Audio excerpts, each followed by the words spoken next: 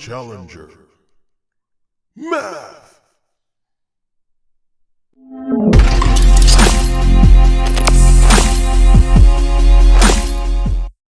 So many buttons.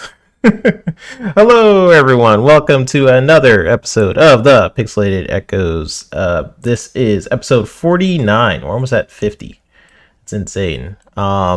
So welcome back, y'all. This is episode 49. It is October 6th. I'm your host, 3-Bit. If you guys are watching live, you already know what to do. Smash the like button, all the things. Subscribe, ring the bell, so you guys don't miss anything. I think there's memberships. I don't know how that works, but you can do it, I guess. YouTube just gave me some notification, and then I was like, yeah, sure. And I just pressed the yes button. I didn't really look into the details yet. Maybe Mav could tell me about it. Because you hit 500 subs. Oh, woo! So yeah, I didn't know that was. I thought it was 1,000. It used to be back in the day. Like I had to get 1,000. So you only need a measly 500. No, just kidding. But yeah, they changed it like a couple years ago to where it's like 500 subs, and you have to have like a certain amount of concurrent and stuff. So yeah, you met it, man. So congratulations, dude. Thank you. Yeah, and it's at the perfect time because I'm at the most inconsistent. Yeah, right. Everybody now, join 3-Bit's membership, dude. Yeah, we'll stream like once a month. So you got to go and set up the stuff for it. You got to go make your emojis, and you got to like do like perks and stuff that people get, and do all the stuff, man. And set your price. Yeah, I don't even know. You probably have it set at like $100 a month or something ridiculous right now. We got to check on that. Yeah, it's like you gotta pay 100 to get in, but no, I appreciate everyone for jumping on in. There's members now. I'll be sure to set it up for you guys. Maybe Fuzzy could do some special streams, or we'll figure it out. But thank you guys each and every time you guys show up for us, even when we are not streaming as much or whatever, and I really appreciate it. But let's go straight into the introduction. I'm kind of curious of what you guys been up to, what you guys been playing. So I'll go straight to special guests for this episode. We got the Mavi one, the riding pony man person, Mav. How you been, man? What you been up to? I'm on 3-Bit. Let's do it. Ride it. Pony. See, it's been a while since I heard that. Yeah, what's up, man? It's good to be here. It's been a while since we've been able to hang out, so super happy to hang out on this crazy week of gaming news. As it seems like last week was just utter chaos especially with Xbox, where Gamepass stuff, and then you had the rumors coming in over the weekend, and then debunked, and then maybe not. Who knows what's going on at this point? I don't care anymore. It's just all chaos and craziness. But it's good to be here, man. Good to hang out, and you got your first member. Oh, Big Bad Mo. Hello. I guess I did set it up a while ago. I don't remember putting in Pixel Echo. I just looked. You have 3 tiers.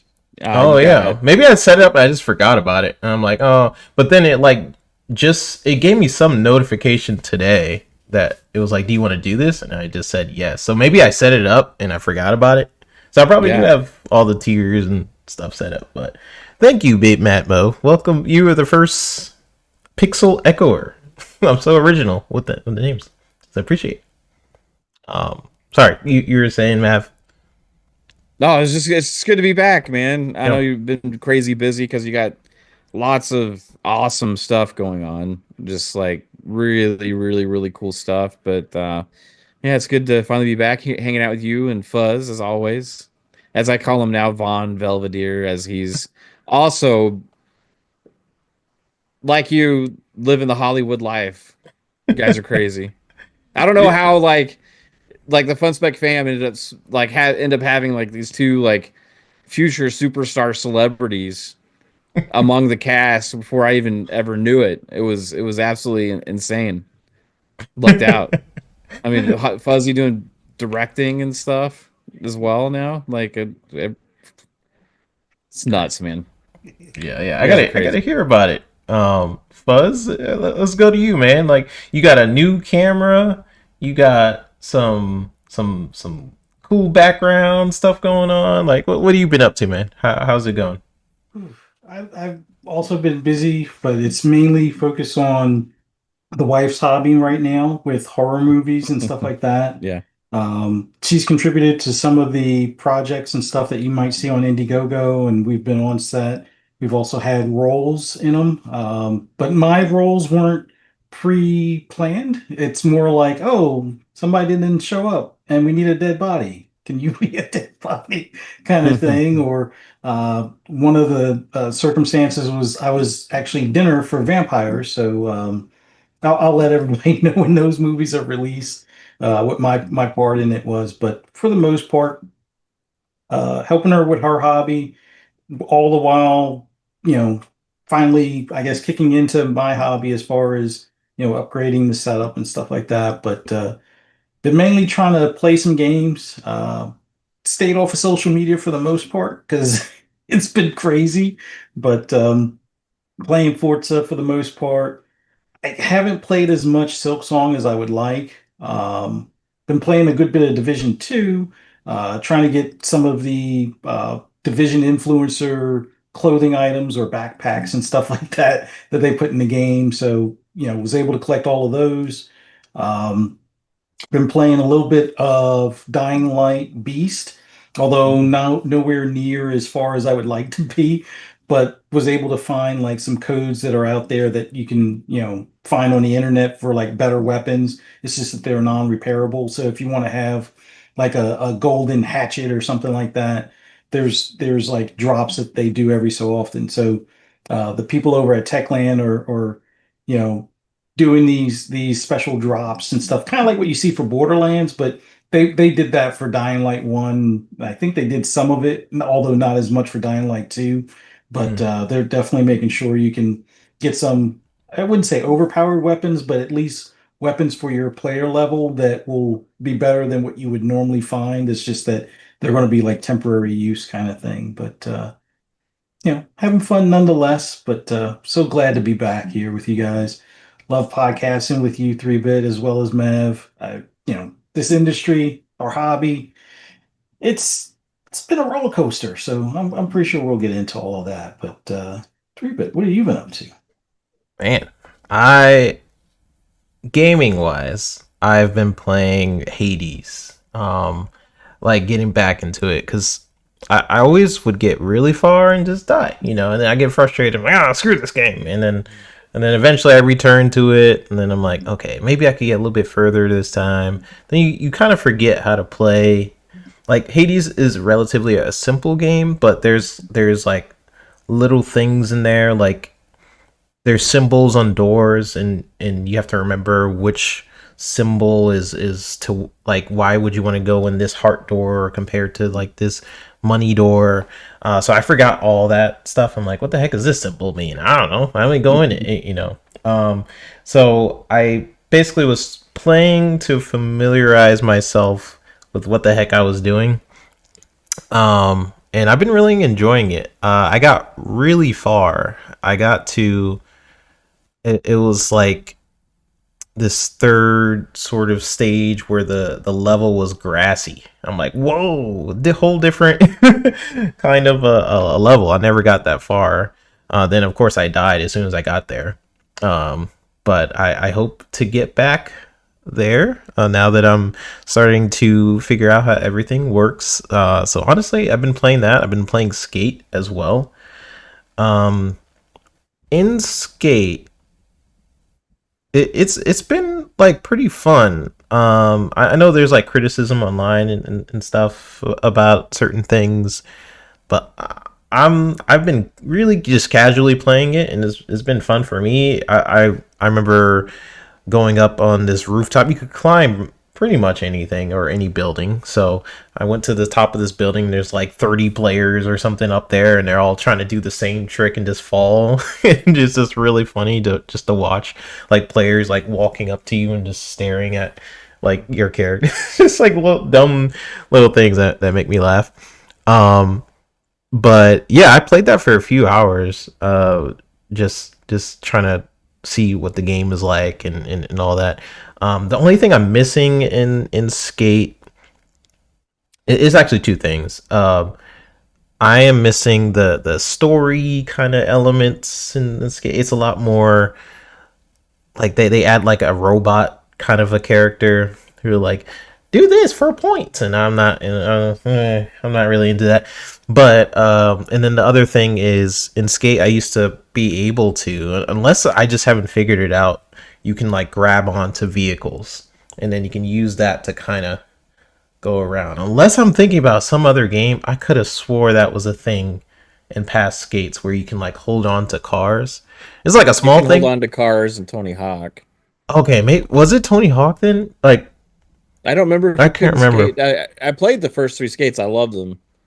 I can't remember if that was a thing in them or not though, because what I Hmm. remember most in Skate was it being more grounded and like gritty Hmm. and a little bit more realistic, and you like attempting to do tricks at specific spots, like to get the most points as you possibly could, you know. Yeah.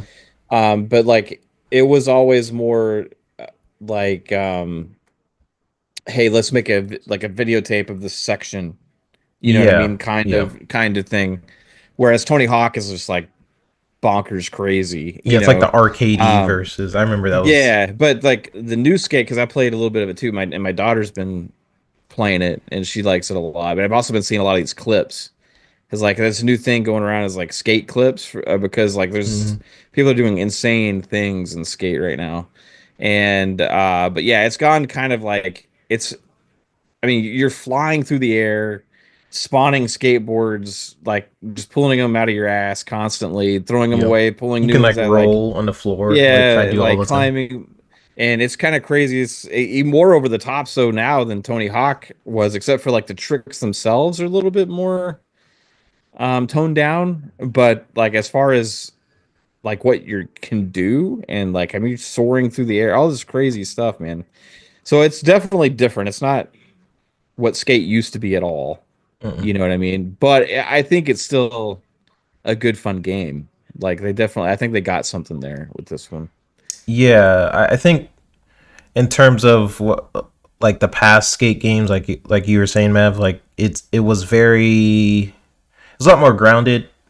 Yeah. I like the story elements and stuff like that. This one is very art. They embrace the arcadiness a little bit more. Not in the movements. It's kind of weird. Like the movements are still feel like realistic and stuff, but what you're able to do now is like basically skydive Yeah. and you can like roll on the floor and just do little dumb stuff.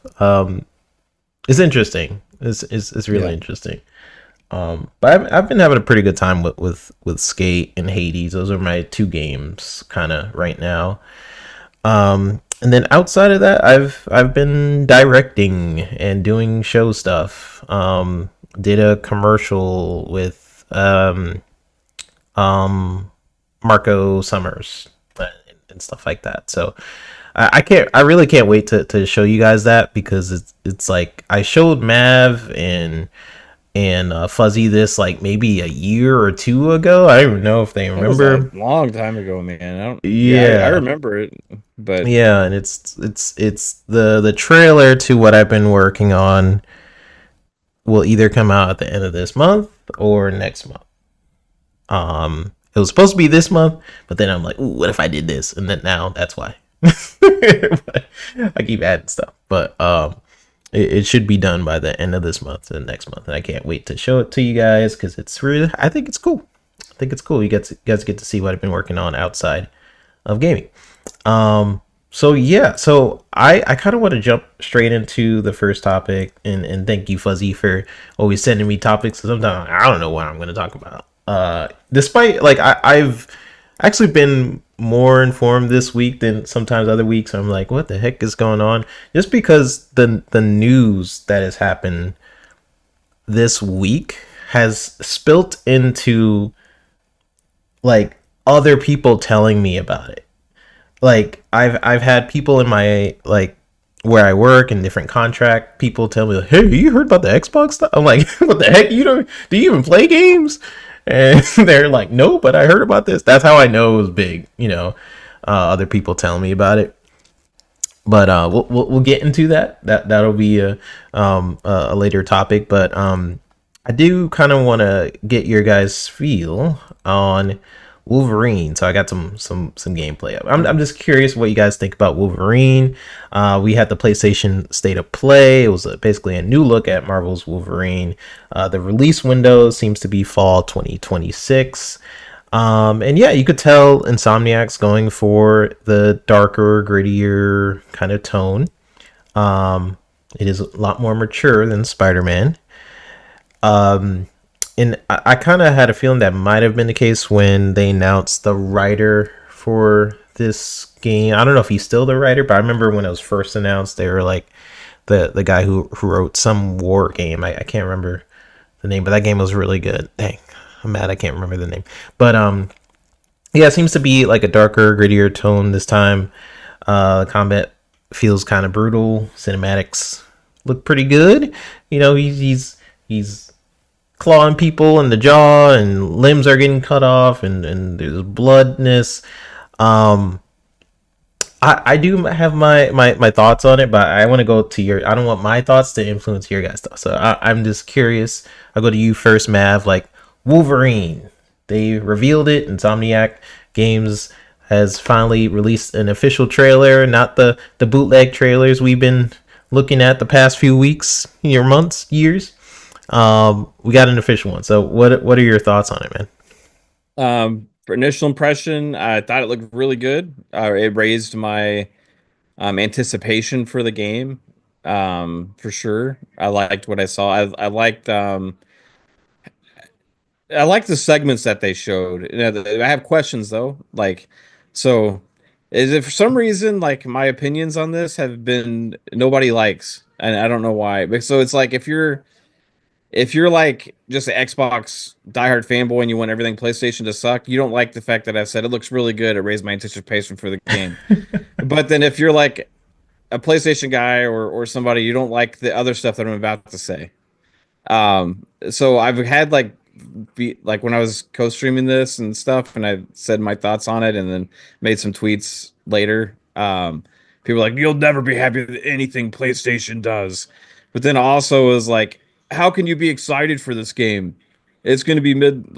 So I guess I don't know what is like. It's weird when people have opinions on your opinion on something Yeah. so specific, but it is what it is. I guess that's goes along with content creation Yeah, and it stuff, happened right? when I Yeah, said I yeah. like It's like Last of Us. you're not allowed to say that about the things that you think, even though that's entirely what your platform is about. Yeah. So Wolverine is like something that I've had my guard up of a little bit after all the leaked stuff because I've seen a lot of the PC leaks and stuff, and like what I've seen from that doesn't get me excited because I'm seeing a lot of running on rooftops and stuff like that. It screams like, hey, this is the only way we know how to do superhero shit. So we're gonna put an open world city and make them run on rooftops and jump around and fly around and stuff. And it's like for me, Wolverine is like He's not that. grounded, yeah, like visceral moment to moment, like in your face shit, right? And that's what I wanted to see. Now this trailer was full of it, full of that stuff, so that's what I liked about it. Now the question I have is like, are these just like moments in the game and specific sections in the story that we're seeing because we see like the rooftop shit right there, a little clip, you know what I Mhm. mean? That just went on the screen right then. Yeah. Like, or is that mainly what we're going to be doing? Like, what is the overall gameplay going to be? Like, if it's most of the stuff we see in this trailer, like following along the story, going along, and kind of being guided along more uh, cinematic, story based things, and you feel like a badass, and you're getting all um, gruesome and gory and all this stuff, then hey, heck yeah, you know. But if I'm running around an open city world, run on rooftops and stuff like that as Wolverine, I'm not really all for that because that's just not what I want to do in a Wolverine game, right?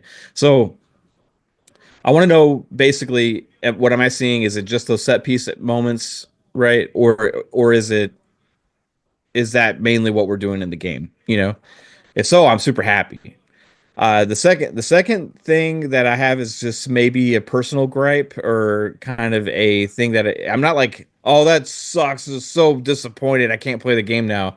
But it's something I noticed and it kind of stood out to me, and it's kind of crappy in my opinion. Is the enemies all have robot appendages if you can dismember them. Oh yeah, I So didn't even realize that till now. any like time you see him actually like cut off an arm or a leg, you'll look and you'll notice it's a robot arm or a leg, right? Yeah. Opening scene where it rips apart the torso, it's a robot torso. If you see on the screen right then, Yeah.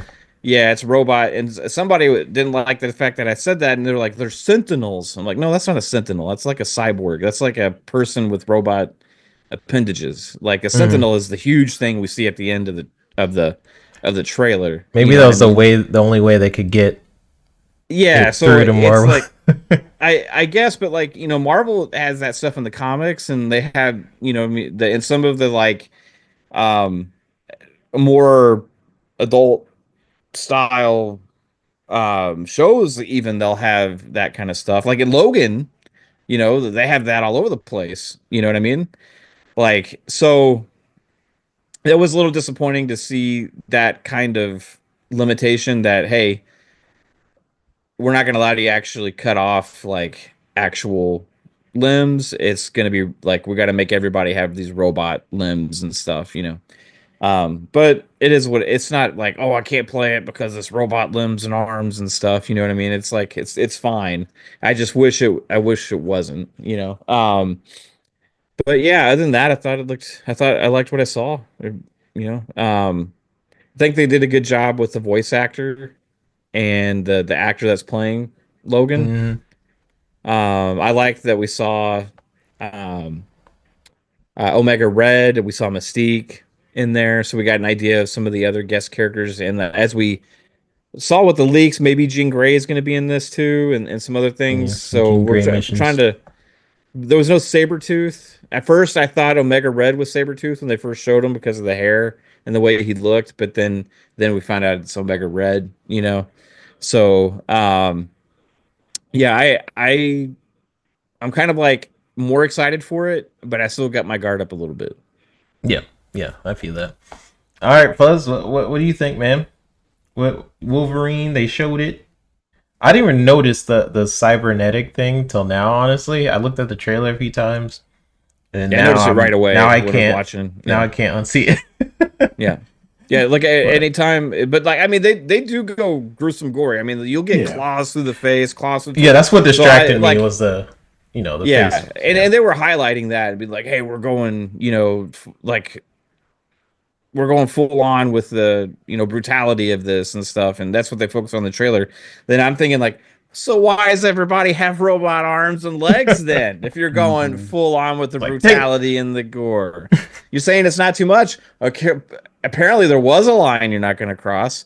I just think it kind of sucks that like an Assassin's Creed game, you know, like we can decapitate people. You know Yeah. what I Yeah, mean? And like tons of other games too, but like Wolverine it's like once it becomes licensed, who's it's a little harder, I yeah. guess. Well, I think it's PlayStation. Oh, you think so? Well, Yeah. it's so weird because like Ghost of Yotei, or at least, or I won't say Ghost of Yotei because I haven't picked it up yet, but Ghost of Tsushima, you could chop off limbs as well. And like you said, Can you and Yote now as well? I'm pretty sure you can because I think Okay, then they maybe it's showed some Marvel. I stuff don't know. where Hmm. you could, but I know Ghost of Tsushima you could definitely do it, and that was like the coolest thing because the other player, or not the players, but the other AI would see what you did and like fall down and stumble trying to get away from you, Hmm. kind of thing.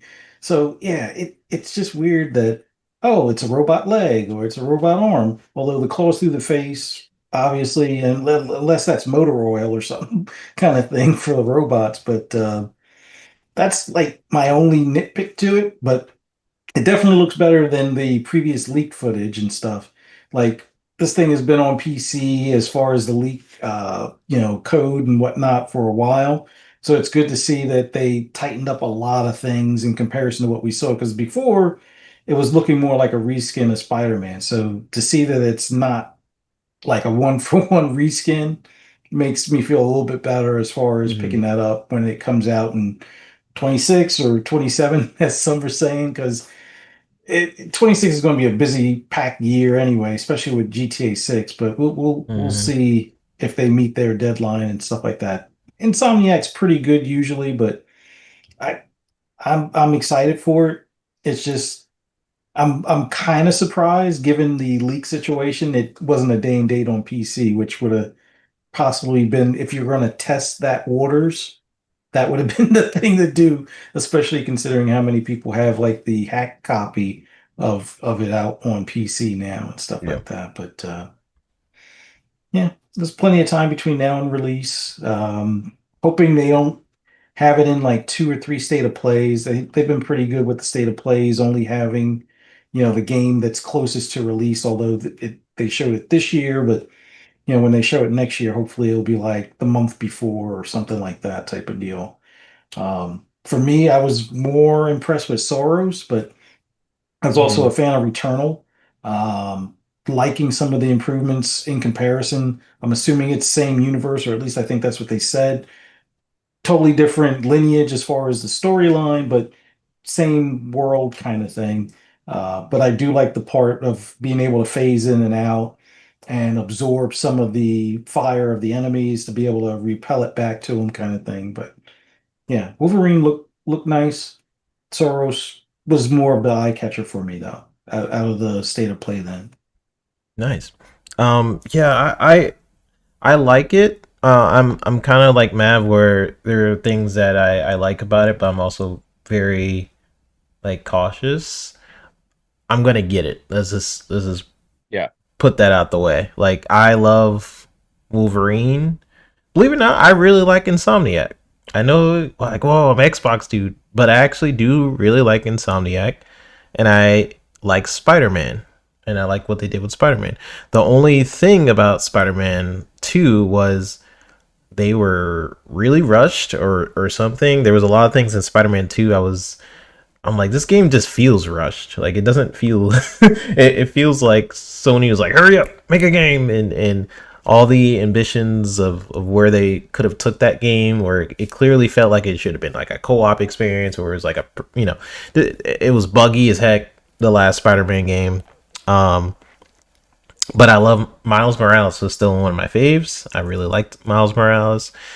Wolverine, just from the leaked footage and seeing this trailer, me personally, they are showing a lot of cinematics. So I still don't know if it's like in terms of like the game, like how much it's going to feel like Spider-Man, because if it's anything like the leaks, I am assuming like the game where it's open world and you're just running around as Wolverine and jumping on rooftops. I don't imagine them changing that too much, and that's kind of what worries me a little bit, because that's not what I really want in a Wolverine game. But hey, maybe I play it, I'm like, hey, 3-bit past 3-bit, you suck, you are completely wrong. That could happen. I'm just being honest. Like I don't know. Like when I think of a Wolverine game, like I don't think open world. Him jump on rooftops. That makes more sense for Spider-Man as a character. So it's more about the character than how fun it would be. But I want to feel like Wolverine, and I don't see him doing Spider-Man stuff. But hey, maybe I play it and I'm like, okay, I was wrong, and that could be the thing. I am looking forward to seeing what their vision is for it, though. Like it has the brutalness, which is what I was looking for. I honestly didn't even now I can't unsee it until Mav put it out. I'm like, wow, look, they cut off limbs, and I now I'm looking at it. apologize. No, I can't unsee it. As this trailer is playing on the screen, so I'm like watching it as you guys are talking. Yeah, I don't think most people Um, notice that, or maybe they just don't care, And I'm not yeah, saying anybody should care. It's just something I noticed, yeah. Now I'm right freaking away. annoyed by it. So thanks a lot. Yeah. It's just- And maybe it's just in the trailer. Maybe it's not, maybe it's not like that in the full game. So Well, the we'll have thing to wait is, and see. like in games, I think we talked about this before, but I don't like fighting robots all the time. Like Yeah. like in Halo, that was a big thing for me. In like Halo 4, was it Halo 4? Around like Halo Halo 4 they started 4. it, and then 5 they really went there.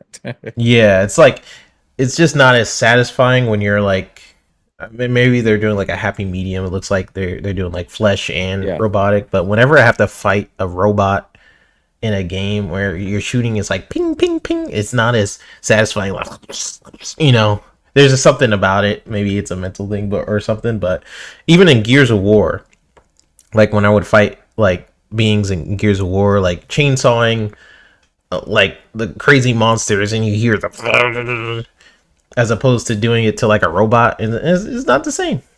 It's like a clink versus like you know. Mhm. That could just be me. But shout out to everybody in the chat. Thank you guys so much for checking us out. We got Poison Maniac, Big Mad Mo, which is our first Pixelated Echo member. Pixel Echoer, I think I put it as the as the title. Appreciate you, man. We have Stanley Francois. We have Error Demus, who came in earlier, Max City, Sanchez, Skywalker, Master Jasper was in here earlier, Isaac Hayes, RSJ fan. Appreciate everybody for dropping on in. I'm gonna read some of you guys. Poison Maniac says probably the reused stuff from Spider-Man gameplay mechanics wise. Obviously not everything like crossing the rooftop on a cable mechanic will be reused, which makes sense and not needed to redo it. Yeah, so that's why I'm kind of picturing Poison. Like they are obviously reusing a lot from Spider-Man. And my only thing is sure, reuse assets, whatever. But the DNA of Spider-Man compared to Wolverine is the only thing I'm worried about. Like they're different characters. So if it's just like Spider-Man, I could climb on rooftops and like that's not you could do. Sure, Wolverine could do it. He's strong. He can do it. But that's like if I was Wolverine and I'm climbing up this roof and I'm going all the way up this roof, I would just ask like, why am I doing this? You know, like Wolverine is the type not to just run around all the time. He has like a motorcycle that he always rides in the comics and things like that, which is cool. They displayed it in the trailer, so I just hope more of the DNA of Wolverine is in the game, and which we'll see. It showed up pretty well in the trailer, but we'll see in the actual game. We have Poison also earlier saying, I don't care for superhero games too much. Most I played was some Batman Lego game in 360 gen. Just my opinion, though. Did you guys see? You seen the trailer for the new Lego Batman, right? That surprised the heck out of me. They look good. Yeah. When is that coming out? No idea. Is that this year?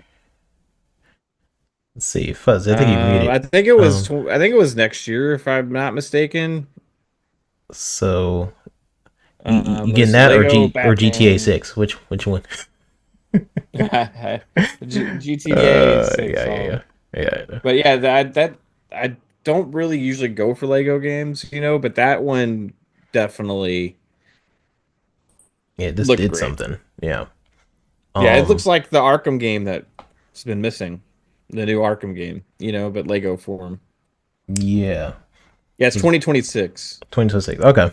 Yeah, I'm looking forward to that one. That one is looking pretty dang good. Brett Bingham says, hello, PTK Blam dropping on in. Hello, good sir. Yeah, so let's go ahead. I have a mini other topic, the Tokyo Game Show. I'm curious of what you guys thought about it. We had the Forza Horizon 6 thing. At the Tokyo Game Show, the rumors were true. Japan is the setting. I do know things about it, but I'm not gonna say. I'm just gonna say, yay! It was cool. New car physics, expanded night racing, custom street events. They kind of talked about in some blogs and things like that. they also at TGS had like Capcom brought Monster Hunter updates. Square had some new JRPGs. So yeah, the whole show was pretty stacked. Mav, did you get a chance to check out the Tokyo Game Show or maybe snippets? And if so, what do you think about Yeah. Forza and all that? Yeah, I was up real early and actually co-streamed that thing. For the most part, like the whole show was kind of just like it is what it is. I'm comparing to past Tokyo Game Show. I'm not just saying compared to other big time showcase events and stuff like that. But I thought there was some decent stuff there. Overall, it was probably out of the last few years the least worth watching Tokyo Game Show. However, I think that's only because we already all knew about Forza Horizon 6. And if we hadn't known and it was a surprise at the end, it would have exploded our minds, and we would have been hyping up, jumping down for joy that, oh my gosh, the new Forza Horizon was just announced and it's in Tokyo. And holy crap, this is insane. There's an announcement at Tokyo Game Show, but like the rumors are already out there for a long time, and then they leaked it themselves with the Instagram post the same day. So that took away from the in a little bit of the what's going to happen or what's going to be here Presentation. kind of thing, because we knew the big thing, so that's what kind of sucks with leaks sometimes. But yeah, it was awesome. That trailer I thought was really good. Like something I was noticing during the trailer, and I don't think a lot of people cared because it's just like not it's either CG stuff or in-engine stuff. It's just like as it was panning through the garage, going around looking at the different things like on the desk and stuff and the license plates, and I was like looking at that stuff like this stuff looks real. Like I was trying to determine watching it is like, did somebody actually do close camera footage and they strategically place these things and they actually captured it, or was this CG, or is it an engine? Because even if it is CG, just completely computer generated graphics and all that stuff, it's like the most realistic CG I've ever freaking seen before in my life. Like it is insanely realistic looking, right? And my guess is it's an engine, because I think usually when they reveal stuff, it's an engine. Mm-hmm. So, and then the other thing was when they panned into the window and got the shot of, um, I think it was Mount Fuji that we saw right there. Um, and then you could kind of, I stopped the I stopped the video at that point, and I was just like, this looks like a real freaking photo. Like this looked like a real photograph. Yeah. Like the quality of the image on the screen was just absolutely insane. Like so, even if it's CG or like in just an engine or whatever, and it takes me back to when we had Forza Horizon 5's reveal, and we're all like, "Wow, this looks crazy beautiful." This in-engine or CG footage they have, and then it goes to actual real gameplay, Mm-hmm. and you know what I mean? And it was like, "What? Holy crap!" That's insane. Yeah, like why are Um, we seeing this mountain? Like what the heck? yeah, no, like so, like if it takes me back to those thoughts. Like, is this potentially going to be the image quality or close to what we're actually getting in the game? Was my takeaway from it. And if that's the case, like they took it up another level, which was already they were already at the top of the mountain. You know what I mean? Yep. So, yeah. And I just curious, are we gonna be able to walk around?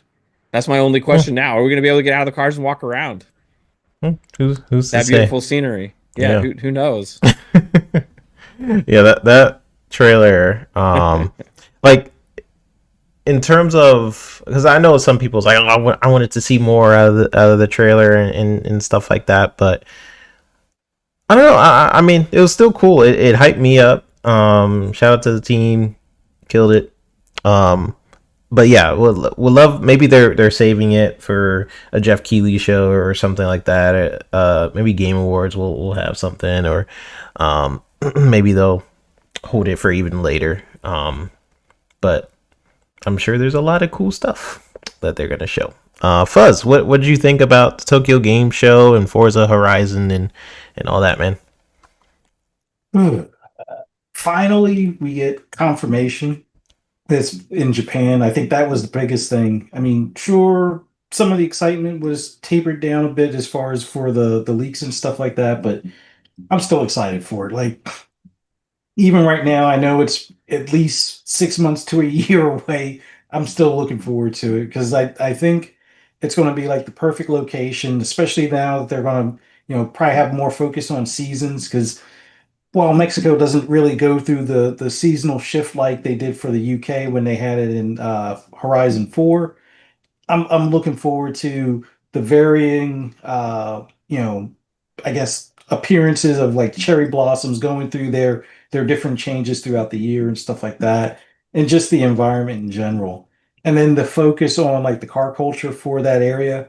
We're going to get a lot more JDM cars. We're going to get a lot more cars that we haven't seen necessarily in Forza, like the whole leak even earlier from the company that works on like the K cars and things like that. We'll see what they wind up surprising us with the cars and stuff. But I'm hoping for some small things, like one small thing, and I know it's probably a big ask, but I do want them to put beards in the game. Yes, I know I have a beard, and it probably sounds silly to put a beard in a racing game. They already have the Santa beard, but come on, like if we go through the trouble of having the characters, just let them have a beard. So it's not like a clean shaven. Like I haven't been clean shaven since I got out of the military. So yeah, I just beards. Add that to it. But I think the Mhm. big thing is highway racing, night racing through the city, a no hesi kind of mode on like the highways or on as far as like street racing and stuff at night. If they can pull that off, along with what they would normally do as far as like festival racing, I think this will be a game that will last longer than they probably want it to. It might be to the point where it'll be hard to pull people from They're like trying to shut down Forza the servers, Horizon be like, 6. no, no. People will still be trying to play it because I think this is almost like the perfect setting. The next perfect setting, I guess, would be back in the US. Although I know Yeah. some people would like to see Germany with the Autobahn, but like US as far as having racetracks and like US one or something like that, it would be a hard pull to get people away from, you know, the drifting in Tokyo and the city life and the night racing and stuff like that. I think that's what everybody that plays Forza Horizon wants, or any arcade racer for that matter. So I'm definitely looking forward to it. Um, I don't know. I just can't wait. I'm hoping we get to see in a dev direct early in the year, although they typically put like your Horizons, September or later. So I don't know if they want to have it that early, but I know it's going to be a big draw, just like five was. Like no one really thought Mexico would be that big of a deal, and it had 50 million plus players. I Mhm. think this one being in a key location that a lot of people have been asking for. Let's see if they can reach 100 million players on this at that point. I don't know. I think it's possible because there are a lot of people that want a location like that as opposed to, where they were in Mexico or even the UK, which that one became more popular towards the end of, Forza Horizon 4 being, before it got delisted and stuff. But five, I think beat expectations. I think six is going to make five look like it was a Devil's Rejects kind of like not the title that people enjoyed as much in comparison. Like I can't wait to see what this thing does on the platform. Yeah. And I when they announced Mexico, like I was like, oh, that could be cool, you know. But when they really showed it off, I'm like, wow. I guess I didn't realize how beautiful it was as a country, like the mountains and stuff, and it really showed off the engine, and what it could do, and I'm sure they're gonna push that even further with this one. But yeah, no, I looked at this trailer. I'm like, yeah, is gonna be cool. I can't wait to see more. Um, So yeah, that was the highlight of the show. Obviously, at the Tokyo Game Show, they showed other stuff. The Tokyo Game Show. I'm gonna be honest, I can't even remember anything else. It was just Forza for me. It was like Forza, and then everything else. I'm like, wait, what did I just watch? So I have to go back and check it out, and maybe there was some other notable announcements there. But for me, it was like Forza, and then everything else was kind of like, yeah, this is kind of interesting. Pretty cool. I know Sarah Bond had a couple things to say. Kind of further their relationship with Japanese partners and things like that. So, and they've been trying to initiate that a little bit more over the years. Phil has had a lot of statements about it, and now, not only are they furthering their relationships, but also now they have a game based in Japan. So it was a good stage to kind of discuss their game. So this is the topic you guys all been waiting for. It could go one way or another. Let me go ahead and move this back in the box. All right. So appreciate everybody for jumping on in. We're gonna jump into this third topic, the Gamepass price hike, right? So this was a big one kind of this week. Microsoft just kind of announced another round of Game Pass price hikes. People were not happy. They released this video that's kind of on the screen to try and explain it. To me, I'm really curious what you guys think, but to me, when they released this video, it was like this poor lady. Like, they were being like, we listened to your feedback, so we increased the price. Like, people are like, what do you mean? You listen to feedback. So to me, like, I think a lot of this could have been avoided if like the Ubisoft stuff and whatever else they just added was an optional tier or something, because kind of going from $19.99 to $30 is huge. That's more than all of my other subscriptions that I can think of. It's more than my HBO. It's more than my Netflix subscription, which is, I have the 4K one. So I think my Netflix is around 20 or so. It's like a little bit more expensive. But as of now, this will be possibly my most expensive subscription if I continue to do Ultimate. So yeah, a lot of things to kind of go on. So they added some add-ons. They added I'm trying to look at the full announcement, but it was like Ubisoft Plus and EA Pass, which was already on there, if I'm not mistaken. But something let me just pull up the full announcement. All right.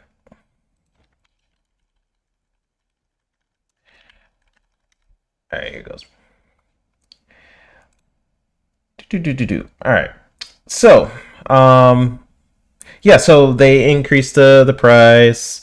As reported by Tweaktown, Microsoft's Director of Gaming and Platform Communications, Dustin Blackwell, said the Xbox Game Pass price hikes are never fun for anybody, but insists that more value is being added to Game Pass. Plans in a statement to The Verge, the stance seems at odds with fan reactions. This is from an article at Tech Radar. But it kind of talks about how PC gaming is becoming far more appealing for console players. Because of the pricing of it's not really going up for the PC. So I have a lot of different thoughts on this. I've had Xbox Live and now Game Pass since I was 10 years old, right? I've been renewing it since I was 10 years old. I'm 30 now. So that's how long I've been actively recurring member. of Xbox. This is the first time I'm like, you are probably getting too expensive for me. And I did for a while. I stacked it, but my stack has finally ran out. Right, so I see some people stacking it. I think Fuzzy stacked it, and a couple of other friends have been stacking it, so it doesn't affect them in the immediate term. Um, so yeah, I have a lot of thoughts on it. I think I'm not happy with it, like for obvious reasons. Like, I think if you they've put it into 3 different tiers. So I am thinking about either downgrading a tier or just seeing, because I don't play enough for me currently, just because of my job and other stuff, current life stuff, for me to be like, yeah, 30, yeah, let's do 30, um so yeah, I don't know. We'll see what I end up doing, but I want to go to just you, Mav, and see what your genuine thoughts are. There's been so many different conversations on it, right? There are people have had arguments online. The Tim Dog saying like, see, and then we had Lena Khan or something coming out of nowhere. I don't know where she's been, being like, yeah, see, I tried to tell you guys in the FTC case, like, yeah, like, you guys look at you now. So yeah, it's gone into different conversations with not just Game Pass price going up, but people kind of looking back at the history up until this point. So it's not just like, oh, they announced a price hike. I think people are looking back at the history of where we've gotten to, which is the Activision Blizzard deal, and how that could have contributed to this price hike, to how much Microsoft is being involved, all this other stuff. So like for me, like I'm just thinking about it 2 ways. Like, Xbox is still, to me, has the best value out of Sony and Nintendo. That's not like, to me, I think that way. I know a lot of people, they get very ragey, right? They're like, well, I'm never gonna buy an Xbox game again. And then you want to go to Nintendo, like, okay, like, that's a choice. That's definitely a choice. But for me, I still clearly see the value that Xbox has. That's just, I know I do think differently than some people. I don't get into the rage baity spaces. I look at, what does this provide for me? If it doesn't really provide for me as a consumer, then I'm probably not going to keep investing. Like, I look at it pretty simply, like, oh, this don't give me game, I don't get to play.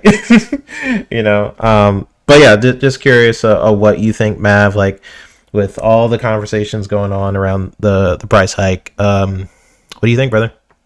Yeah, I mean, it definitely sucks. Like, there's no getting around that. I think we had talked about it numerous times before about what eventually Game Pass would settle on, and we were floating around the idea that eventually it'll probably end up hitting around $30, but we thought that was I thought it was far. further away, Yeah. So, and then the other thing is, like, what value would they add over time as well to get to that price, Now, obviously, the first party game count has gone up quite a bit, so that is a substantial added value versus what the output used to be, when Game Pass was originally priced, right? So that you have to take that into consideration. Yeah, they have acquired a bunch of studios and all these other kind of things, but there's also, more value provided to the customers along with that, with day one games. Um, so it's I think more than anything, it's getting to the point where it's not the no-brainer, because not every game is for everyone, and that's a lot of money, to ask uh people to play. Now, the average consumer is not the grazer, you know what I mean? The average consumer isn't the ones playing all these different games. It's just up to the individual. So for me, it's still worth it, because I do like playing a lot of different games and different genres. Um, and I see the value in it. Like just soon, Ninja Gaiden 4 is coming out, Outer Worlds 2 is coming out. We've had numerous games this year that I've already taken advantage of that I thought were well worth it. Like Tony Hawk 3 and 4 might be right now my favorite game I've played this year. And it's crazy to say, it's a remaster or remake of an old game, but I just had a blast with that. I didn't have to pay for it. And as it'll always be there in my library, as long as I'm in the subscription. So, it's up to the individual, I think, more so than it was just that easy decision before. And with that being said, I think Xbox is okay with that because the less people that are subscribed to Game Pass, the more games they'll sell, you know, of those titles, the more subscriptions they have, people are paying a premium price for it now. So they win either way on in that regard. Yeah. Um, at the end of the day, like it does suck for us that have been, Game Pass Ultimate subscribers for the long haul, and they've done all this stuff, and like now it's okay.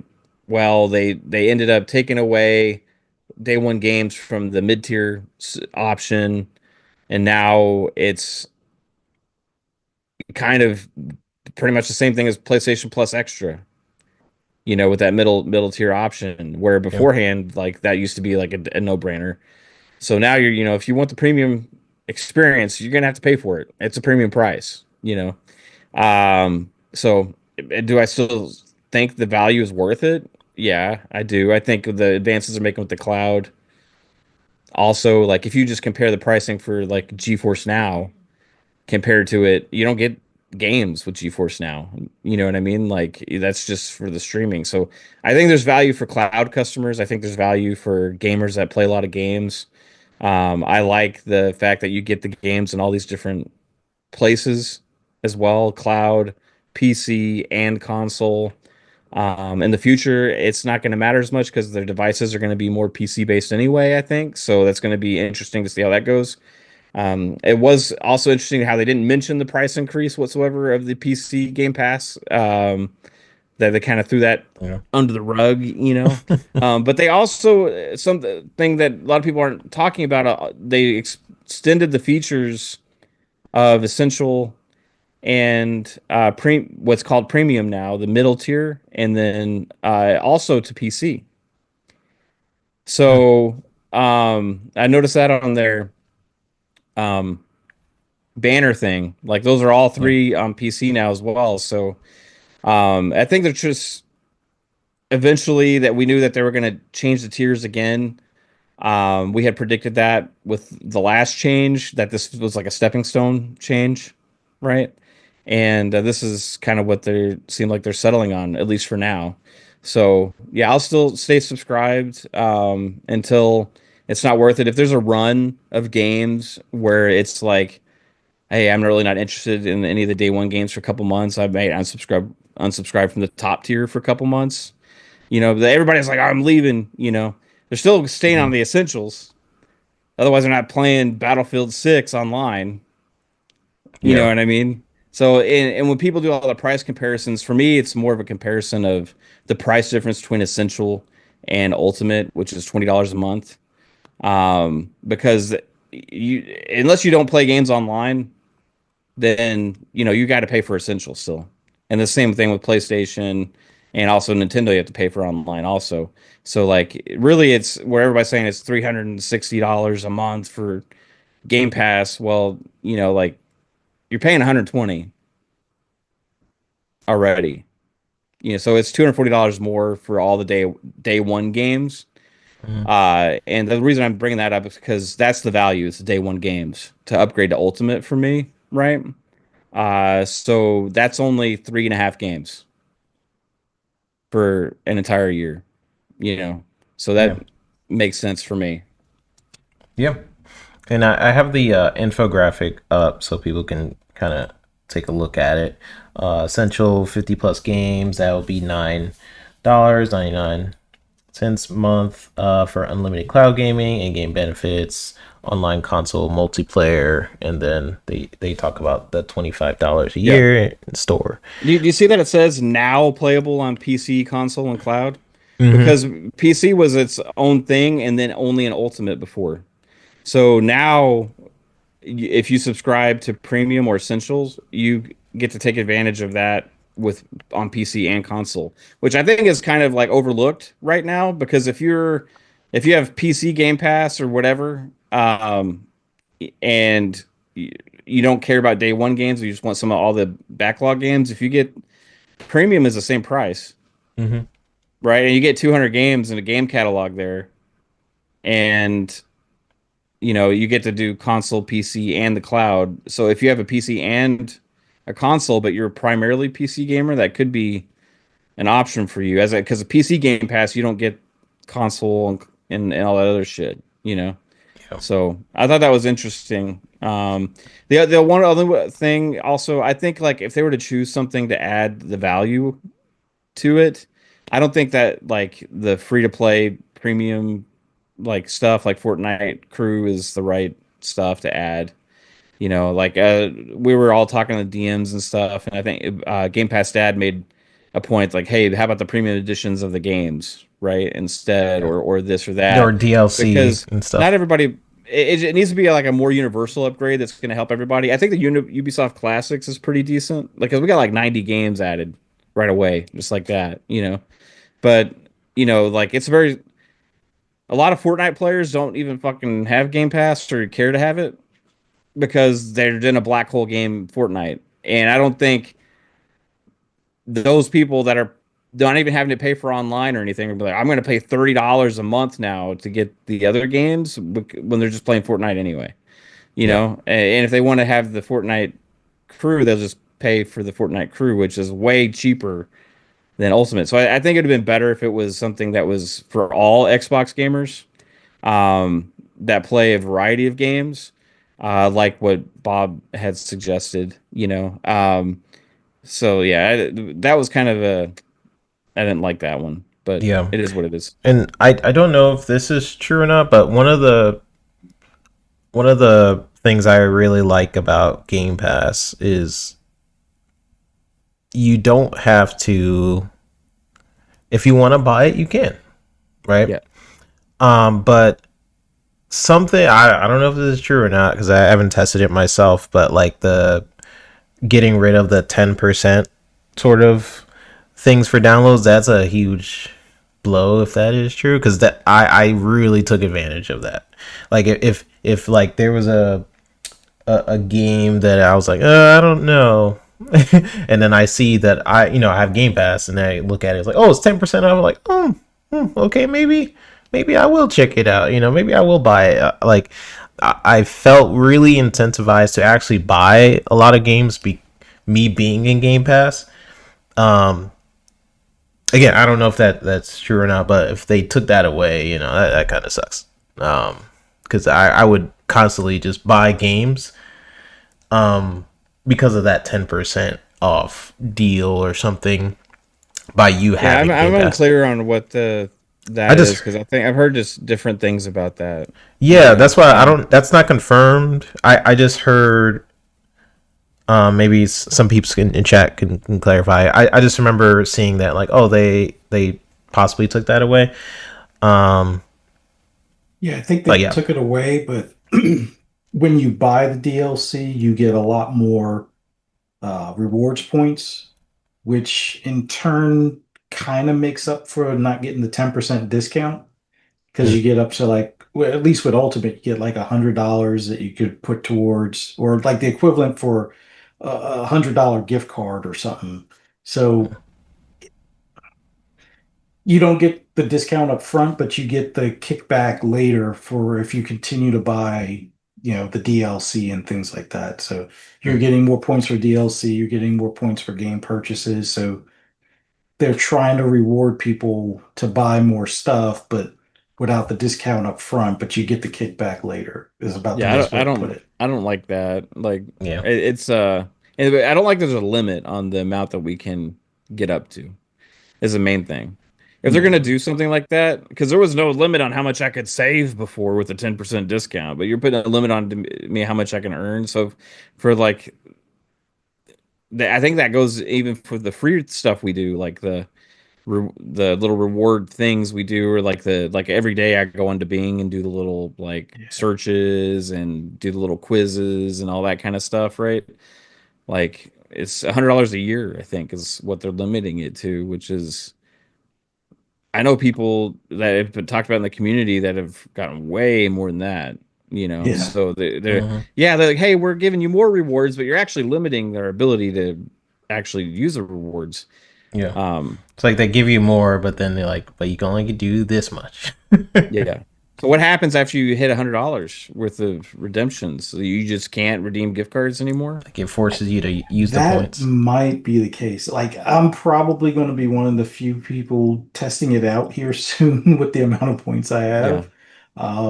I'll definitely let everybody know, but I think that $100 thing is going to be more so the bonus stuff that you see on like the Xbox app on your phone.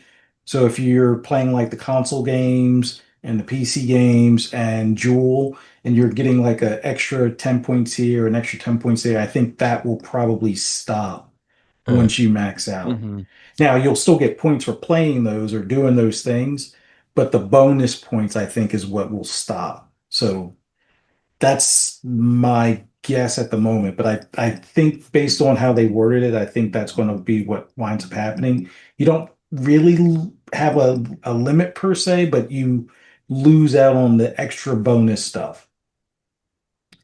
We'll see. Like I said, I'm stacked until 28. I'm pretty sure my points between now and 28 will get me at least another year or two, but we'll see.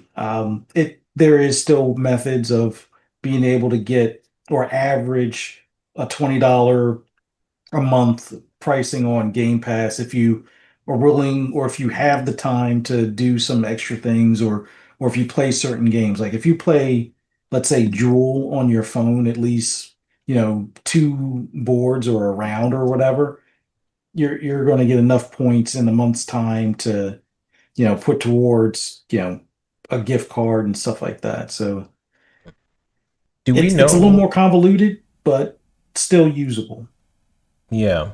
That was like the two punch that was kind of disappointing me about the thing because I use that quite a bit. Like even when if like I take breaks, right? Because it just my current lifestyle is like I'll jump in, play some games, and then I have to jump out and work a bunch, and I jump back in. Like, all right, what are we doing? What are we doing? So I also buy a lot of games. I buy a ton of games, and I would really utilize the crap out of that. But some peeps in the chat, RSJ fan says that they took away the discount on DLC. So I guess Yeah. it's That's what just Fuzzy was saying. DLC. Yeah. Yeah. Um. So okay. Um. Do we know which games? And we'll get to you, Fuzz, because I'm curious. But so my question to you guys: do we know like which games are in the premium? Let's say our 3-bit wanted to downgrade. Do they is it listed like these are premium Game Pass games, or you just know like when you have premium these games pop up? Like, is there a list of those 200 games that are on premium? So I actually don't know that. I think there's a list on the website, but like On the website. overall, pretty much the biggest difference is that Game Pass Ultimate gives you the day one games. Gotcha. Okay. So, and then with regular Game Pass, they're promised within 12 months. Gotcha. Okay. So most games are Um, on there, but like the day one yeah. is what Ultimate is kind of So like if a vibing with. game, even a third party game has like a day and date deal, it probably won't show up on premium, right? So that's a 75 plus game difference just between the two services right there. Hmm. And then there's probably a few more here and there that are like only on the premium tier, you know. Yeah. But those are always going to be like announcement. Hey, this was Game Pass Ultimate. Hey, this is on Game Pass Premium, and it's going to be kind of confusing. But it's kind of the way that they do it with Premium and Essentials or and Extra on PlayStation right now. Yeah, Like and that confused the heck out of me. Essentials, yeah, Essentials you don't really get jack, but Extra you get a good selection of games, and then Premium has some extras. Yeah. All right, Fuzz. What do you think, man? Everything we talked about overall, Hmm. like, what do you think about the price hikes? Well, I mean, I think the biggest thing, not the fan of the price increase, but what are we going to do other than, adjust our subscriptions kind of thing? I'm probably part of the problem. I've been fortunate enough to stack um, Game Pass for 36 months out. Although I kind of waited on these last 3 months, building up points because I was told that there was a sale on some of the redemption stuff for October. I probably should have known better and just cashed out.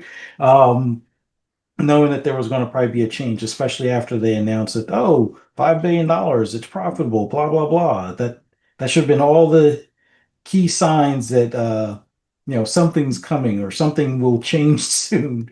But like I said, I'm probably part of the problem because since 2017 to now, for me and my two sons, up until I covered them until the beginning of 24, I think it was.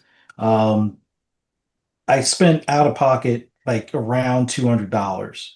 Um, and that was just buying gift cards, well, not gift cards, but Game Pass 3 month cards at a deep discount at Target during like the holidays a few years ago.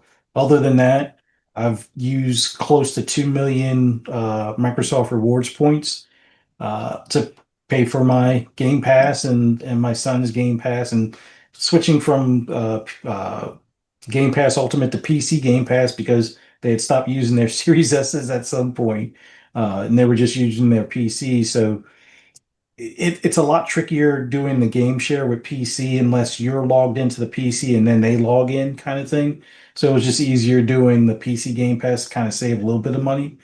But like I've said on other podcasts, I after being in retail and being in other industries, I don't like paying retail prices for anything. And if I can find a way to, get a discount, I will. I've even gone as far as worked at Best Buy for the holidays when I wanted to replace all the TVs in the house. The main reason being, when my wife worked there years ago, something like Sony products, any Sony product that you used to see, and I want to say this was like 2001, somewhere between 98 and 2001. If a Sony product was $1,000 in the store, employees got it for 500. Whether Mm, it was a stereo head unit, a DVD or Blu-ray player, the DAT audio stuff, like everything was half off for Sony. And then there were other discounts that were, somewhat reasonable as well for other brands. So me going to Best Buy to work for the holidays, I was like, oh, I can get five TVs for, the price of 10, or well, five TVs for like the price of two and a half. I'm all for it, but come to find out, companies like Samsung and everything have, uh, I wouldn't say well, it's called race to the bottom, where they do basically cutting their margins on stuff. So the discounts for employees at places like Best Buy now, except for management, is down to like somewhere between 5 and 15%, especially during the holidays, because they don't get the same discounts that the doorbusters, the customers will get, kind of thing. With certain exceptions, like Dyson.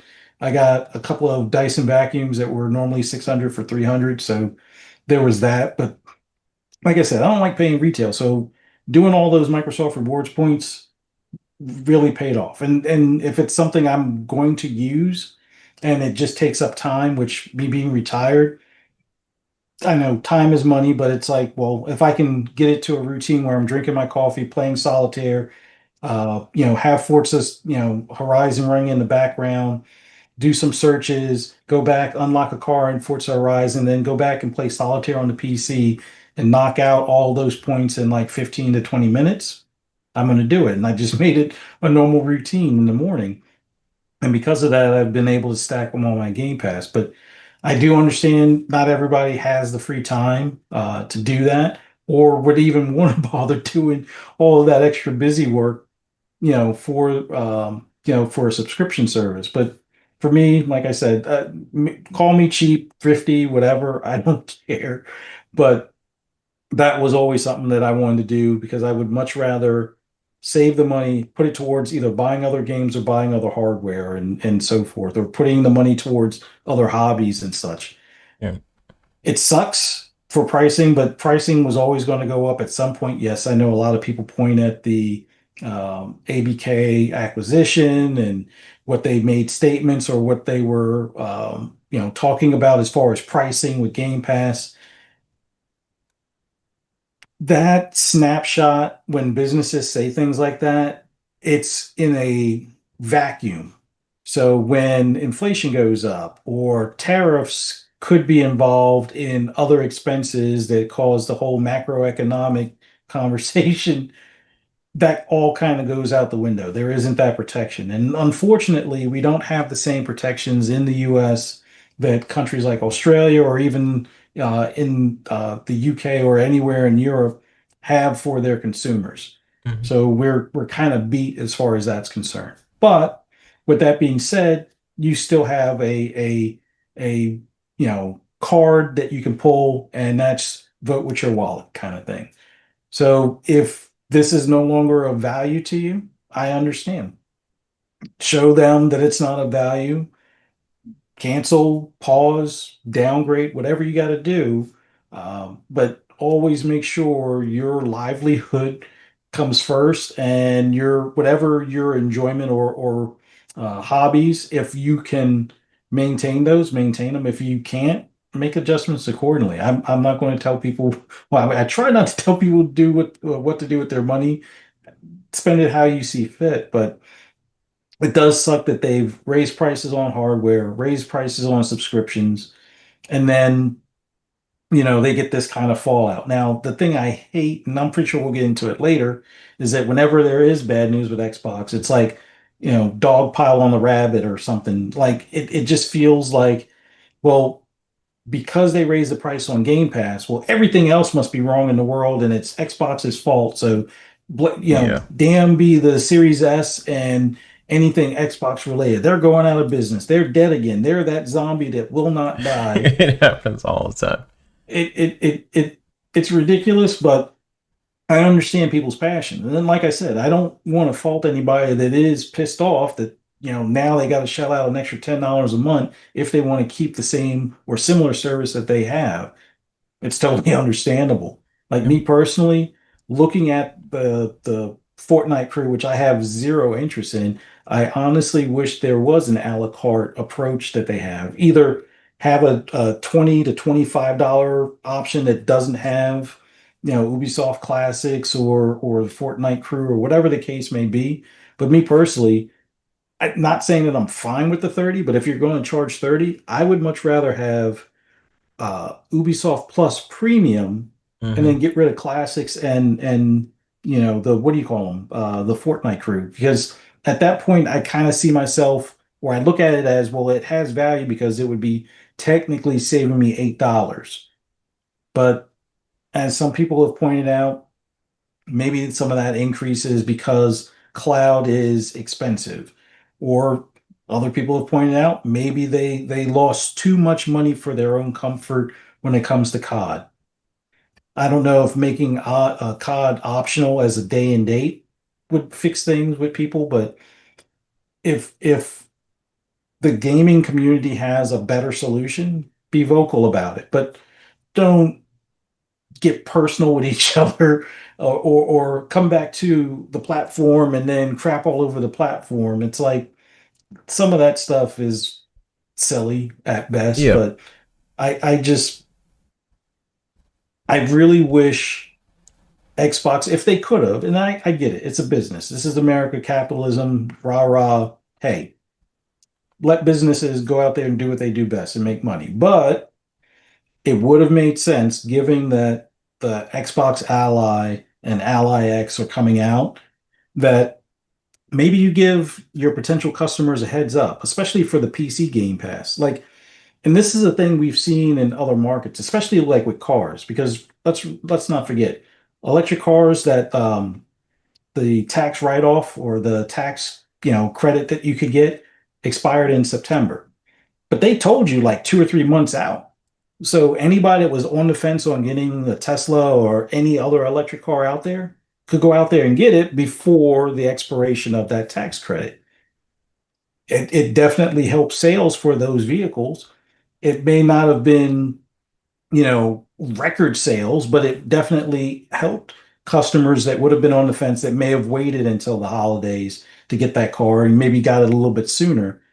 But if they had said something like, hey, in November, we're going to make some structural changes to be more in tune with how Xbox is becoming more PC like.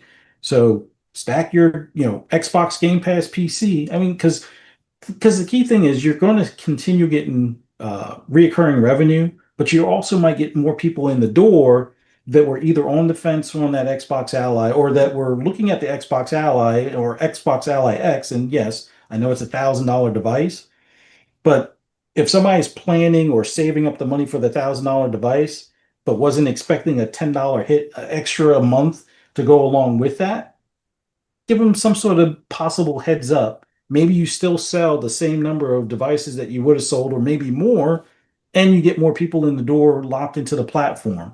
Sure, you're not getting the extra $10 out of them, but if you're getting an extra couple million people, doesn't that kind of make up the difference?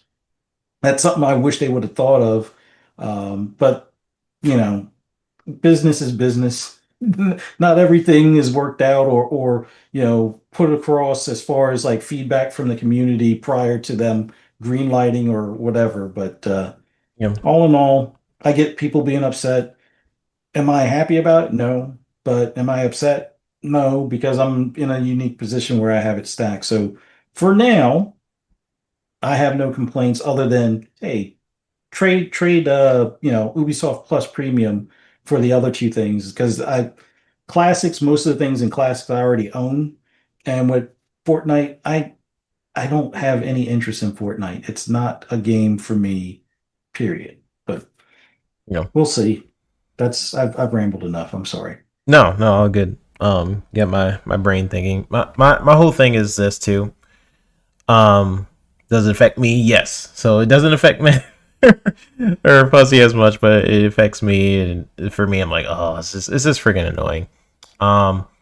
But in terms of like community kind of backlash, I would just say to the people who watch us, they kind of, you guys usually know what you come in here for, like our genuine takes and things like that. We're not the Reforges or honestly the Tim Dogs of the community, where they've had a history of like hating Game Pass or Xbox, and their takes aren't really coming from a genuine spot, like they're not subscribed anyways, sort of a vibe.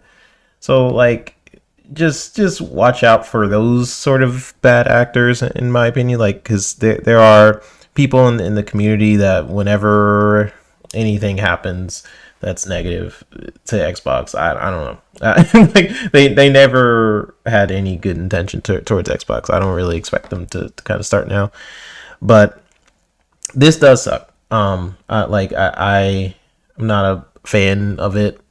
Luckily, there are tiers to this. I will look more into the premium tier to see if that's something I should do or if I should just suck it up and do the 30. We'll see. But yeah, it affects some peeps. It's like it turned from to me, like in my brain, like, oh yeah, there's no brainer, to like So just how I've been lately. But everyone, you can make the decision you want to make, like what Fuzzy was kind of saying, like don't let it break your bank or anything like that. It's a hobby at the end of the day. You make the decision you guys need to make financially. I do want to go to the chat. You guys are having some good convos. And I kind of want to answer this one. Mac22 says, 3-bit, I've asked this question on every podcast I watched about this. I'm confused. either Game Pass is not sustainable because it's too cheap or it's too expensive because they're charging too much. Hashtag pick a lane. To me, it's pretty simple. Like they've said so many times that it's profitable.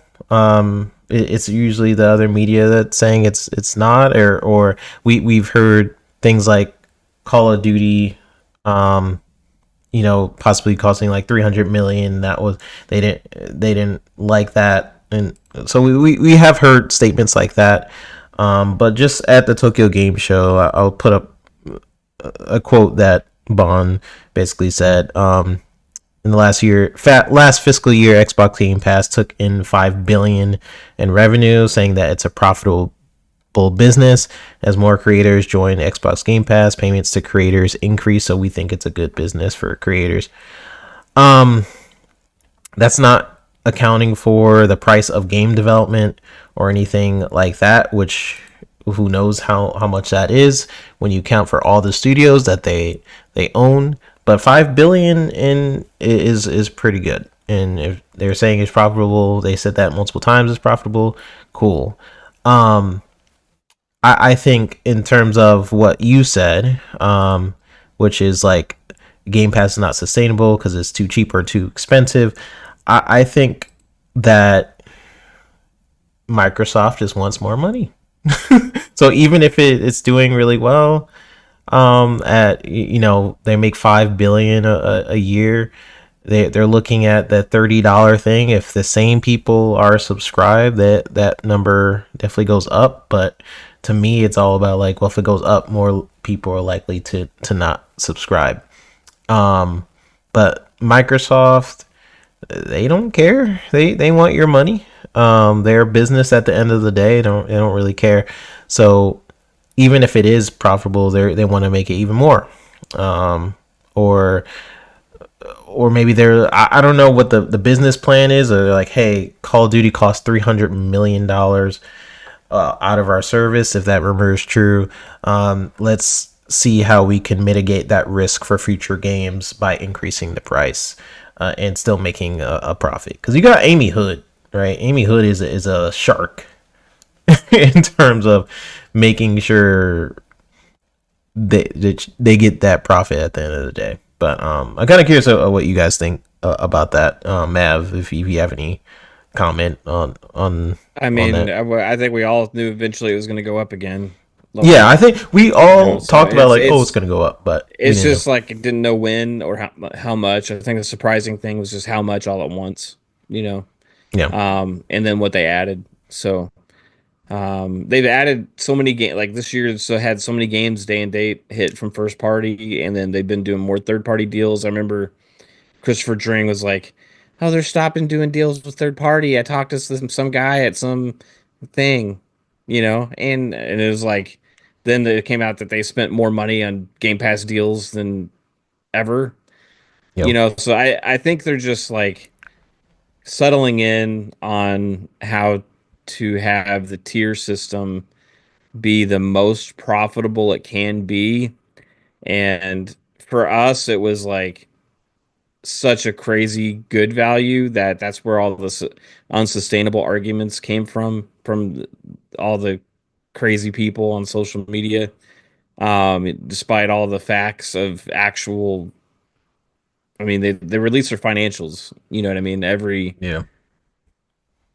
every quarter, and we have the content and services and the Xbox as a brand because like Game Pass is such a big part of Xbox. If Xbox is profitable, that's Game Pass is working, and it was, and they've been doing really well actually, and they've been growing it despite the hardware not selling like it could have and all that other kind of stuff. Like as a company, they've actually still been growing and expanding and stuff. Like, yeah, the layoffs suck and all that kind of stuff, but that didn't really necessarily that had everything to do with Game Pass. I remember after that happened, everybody all went on this Game Pass attack spree. Yeah. It's kind of like the pile-on effect. Just like now you have people making posts about 13-year-old news, like just bringing it up from the dead, like it's some kind of new thing that and nobody cared back then about it, and what you like you're trying to bring it up now like it's some kind of a big deal. Like it's weird, like things that people do to pile on when there's negative Xbox news. But anyway, yeah, it was sustainable. That was the numbers proved it. They can't lie to their shareholders, about being profitable or not. Yeah. They just came out a couple days before this announcement, talked about how profitable and all these things are. You know, now is it too expensive? It's in the eye of the beholder. It's going to be up to each individual person. And I think for many, the Game Pass Ultimate is going to be too expensive. But if you're the gamer that plays all those games, then you're probably not thinking so. So it just depends on who you are as a gamer and what you play, really. Yeah. 100%. Like if and Game Pass is, it's still an incredible deal. Like, don't get me wrong. Like me complaining about the price, like, yeah, that sucks. But what's actually in Game Pass is no way around it. but the amount of games in day one is still it's insane this year. Yeah. They really masked that. They're like, ooh, all these games. I'm like, ooh, okay, cool. And $30. I'm like, wait, what? They really Go 3-bit. I hate to bail out early, but I gotta get going. All good, man. Appreciate you for coming by. You want to exit out and tell peeps where they can find you, whatnot. Fun Speculation and Sup Babe Network. Check them both out. There you go. All right, thanks you, brother. Peace out, everybody. Take it easy, guys. Take care. All right. This will be messed up for a bit because I had to do this. But no, like just everybody out there, you guys already know that there was going to be some bad actors who are like, they didn't really like Game Pass to begin with. They're like, see. So just make your best judgment. But appreciate everyone for dropping on in. This is great discussions. We might talk about this a little bit more because there's a few things I'm sure I'm forgetting about, and this is a big topic this week. But then we're gonna get to our last topic, and then we'll close on out. But appreciate everybody for dropping on. I'm fixing your thing, Fuzz. There you go. All right. Read some other things. So RSJ fan says, I heard it had to do with the cloud, which I don't expect the cloud gaming portion of the service to be free. Yeah, that could be it. I know they increased the cloud capabilities to 1440p, something like that. Let me fix this too. So yeah, the increase in resolution cloud is very expensive. So I can definitely see that being a thing. Do you think that has something to do with it, Fuzz? Yeah. In two places. One on the resolution and two on the speeds and things like that, or wait times. Like sometimes if you've used xCloud or whatever they call it, the cloud streaming, at some point you would have the spaceship and it might say, oh, you're in a queue or something. I think those that are on Ultimate are going to basically be the ones that go to the front of the line and have the better resolution. It'll probably be more noticeable when they replace the series consoles internals in the servers for whatever the next gen console is. So this might be a little bit of paying forward for that upgrade in hardware in the cloud. But also once they get all that infrastructure in place, I won't say it's free money, but it is a lot lower cost to them at that point, making it more profitable in the long run. But I know a lot of people aren't quite ready for a cloud only experience, or I still think people want that physical hardware under the TV, or even a PC handheld in their hands, or something along those lines. But the cloud is becoming a better option. I'll put it that way. Yeah, and I think they're with the cloud. Honestly, they're just prepping for the future, and right now they are kind of killing it compared to Sony and Nintendo dealing with the cloud. Like I know Nintendo started to do kind of rely on the cloud for games that could not run on their hardware. I was like, wow, they're putting that game on their hardware. Like, no, it can only run through the cloud. I was like, okay, that makes sense. So like, I think that the whole cloud thing is honestly just prepping for the future in case the gaming industry kind of goes in that route. I think it can be convenient for sure. I can see. I don't know. I think it's a really cool thing. Like if before I sometimes download a game because like, oh, this is a big download. Let me test it out, play it on the cloud, see if I like it. Then if I really like it, okay, I'll download it. And that's not something that's something they honestly need to advertise more. That you could just try out a game without even needing to download it. That's a big plus for me. Just because games are in sizes are increasing. It's getting ridiculous, especially Call of Duty. Don't even get me started on Call of Duty.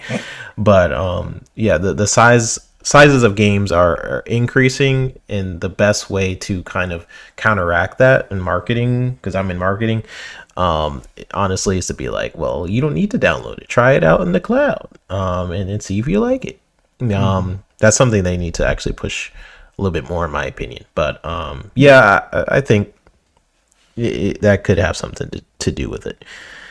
Mac says 3-bit for the record. I was not talking about you or Fuzzy or Mav. I'm talking about all the pro clutching and noise making from all the podcasts who are complaining. Yeah, I know you, Mac. But I just thought I would bring it up because I try to read all your comments if possible. I try not to be selective, but sometimes my brain kind of just goes all over the place because I'm trying to run the show at the same time.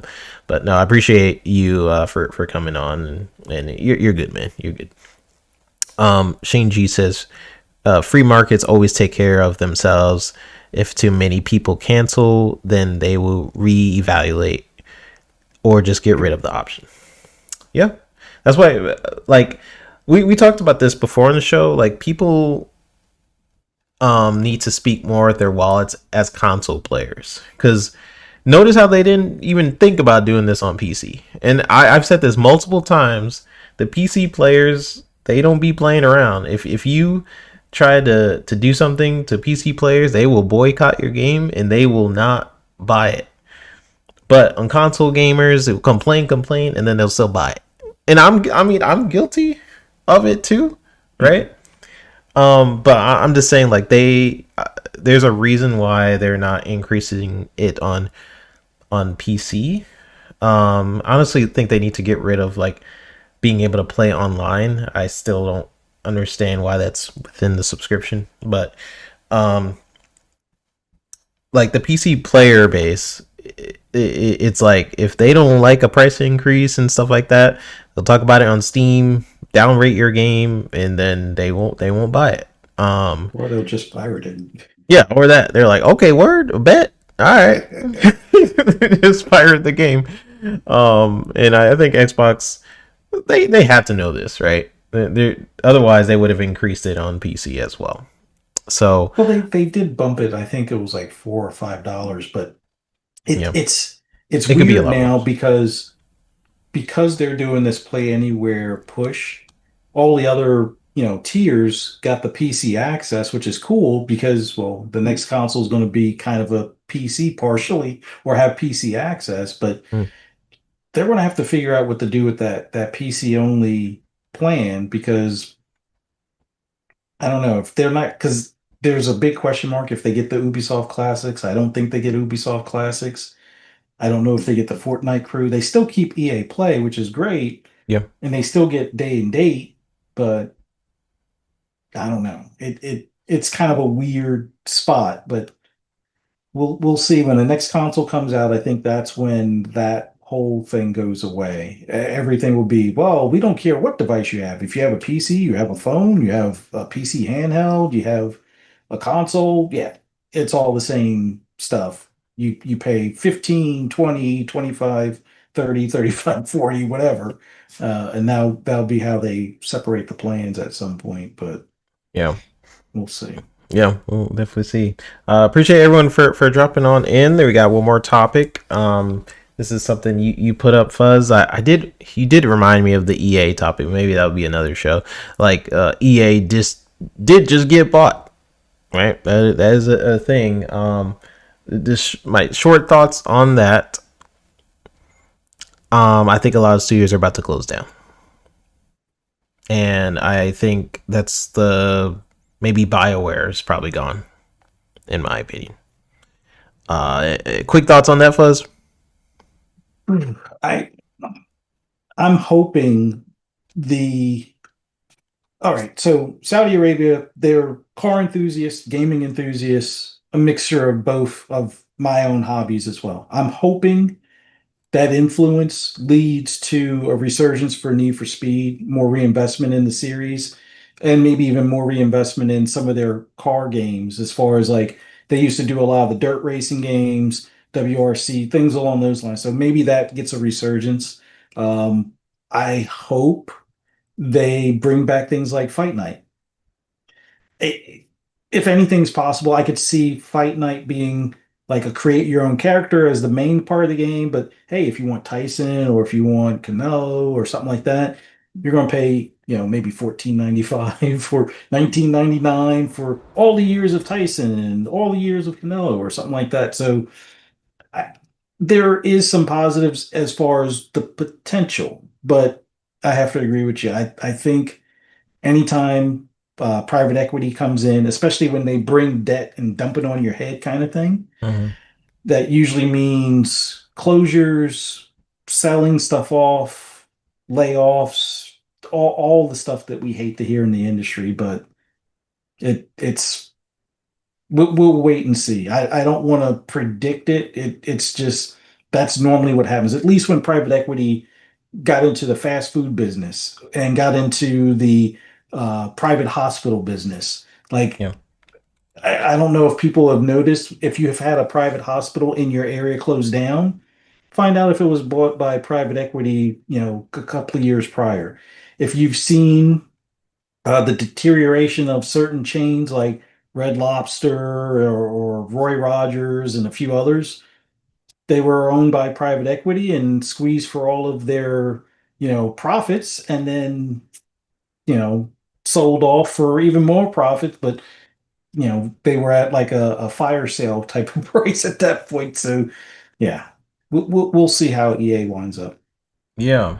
And someone in chat mentions like I hope that I'm not right about the BioWare thing.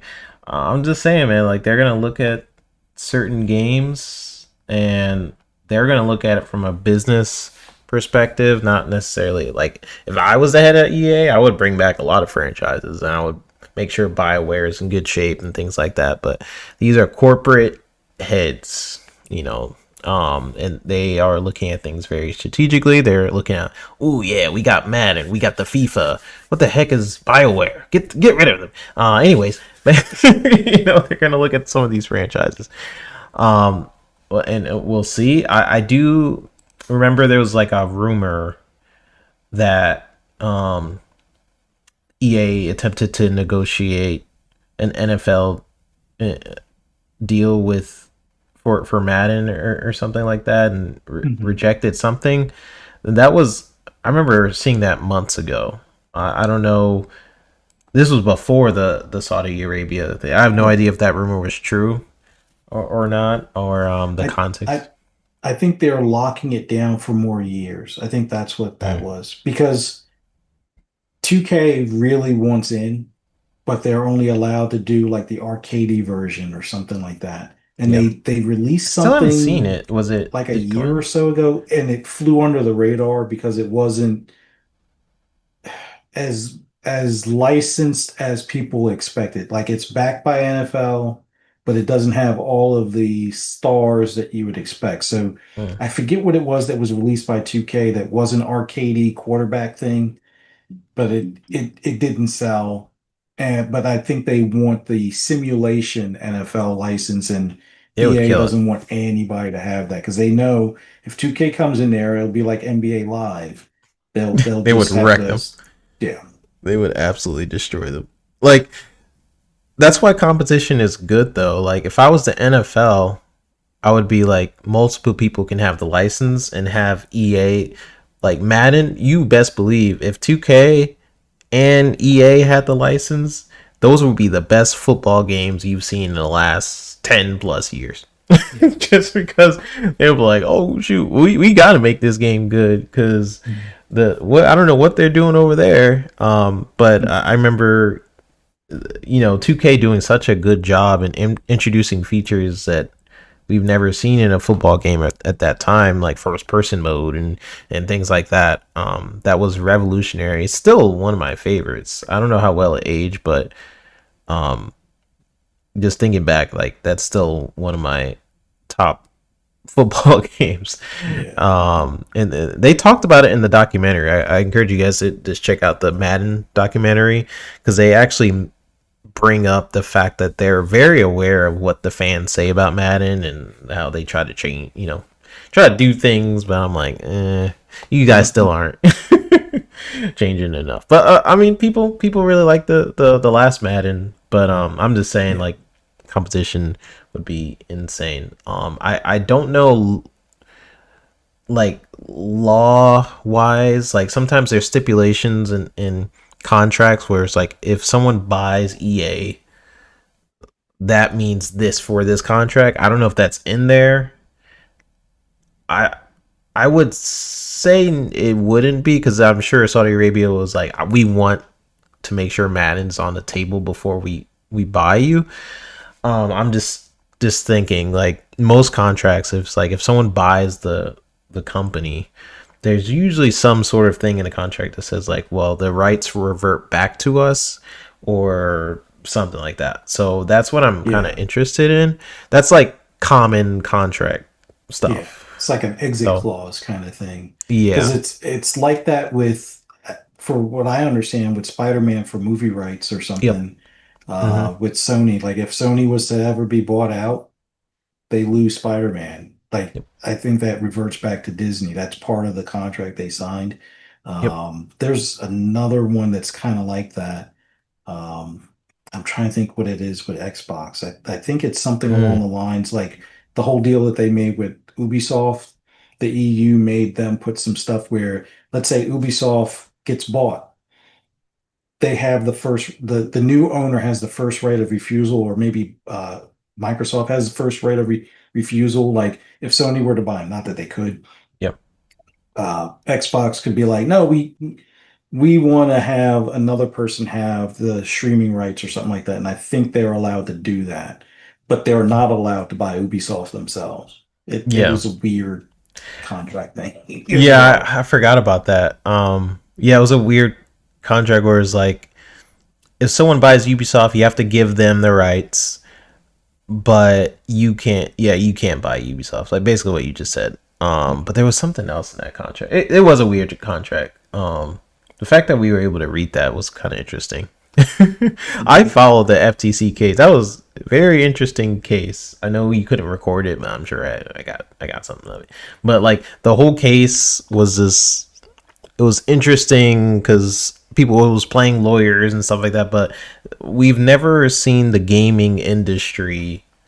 The gaming industry is so secretive. So it was the first time you got to see how things kind of operated. And Sony was really dumb, by the way, in that whole case, because they were putting themselves in the spotlight like, wait, actually, we don't want to reveal all the deals we've been doing because we actually are super shady. Let's actually kind of back up. Forget about me. Let me just. So that was actually super interesting in that case. But if anyone buys Sony, the rights go back to Marvel. If they don't use Spider-Man every 3 something years, or I forgot how many years it was, then the rights go back to Marvel too. Which is why they keep making those terrible friggin' Morbius and awful movies. It's awful. It's fun to watch though if you're like really drunk and stuff like that. All right, let's quickly go to the last topic. Something you brought up, Fuzz, is kind of like Ghost of Yotei coming out. That's why I got Assassin's Creed. I have your gameplay footage you gave me a while ago. Ghost of Yotei, people have been playing it. of course, critics are saying game of the year, things like that. Let's kind of talk some early game of the year debates. Do you think Yeah. Yotei is a front runner, or are you feel like the game me is kind of sleeping on titles like Doom or Expedition 33? Like, what are your overall thoughts?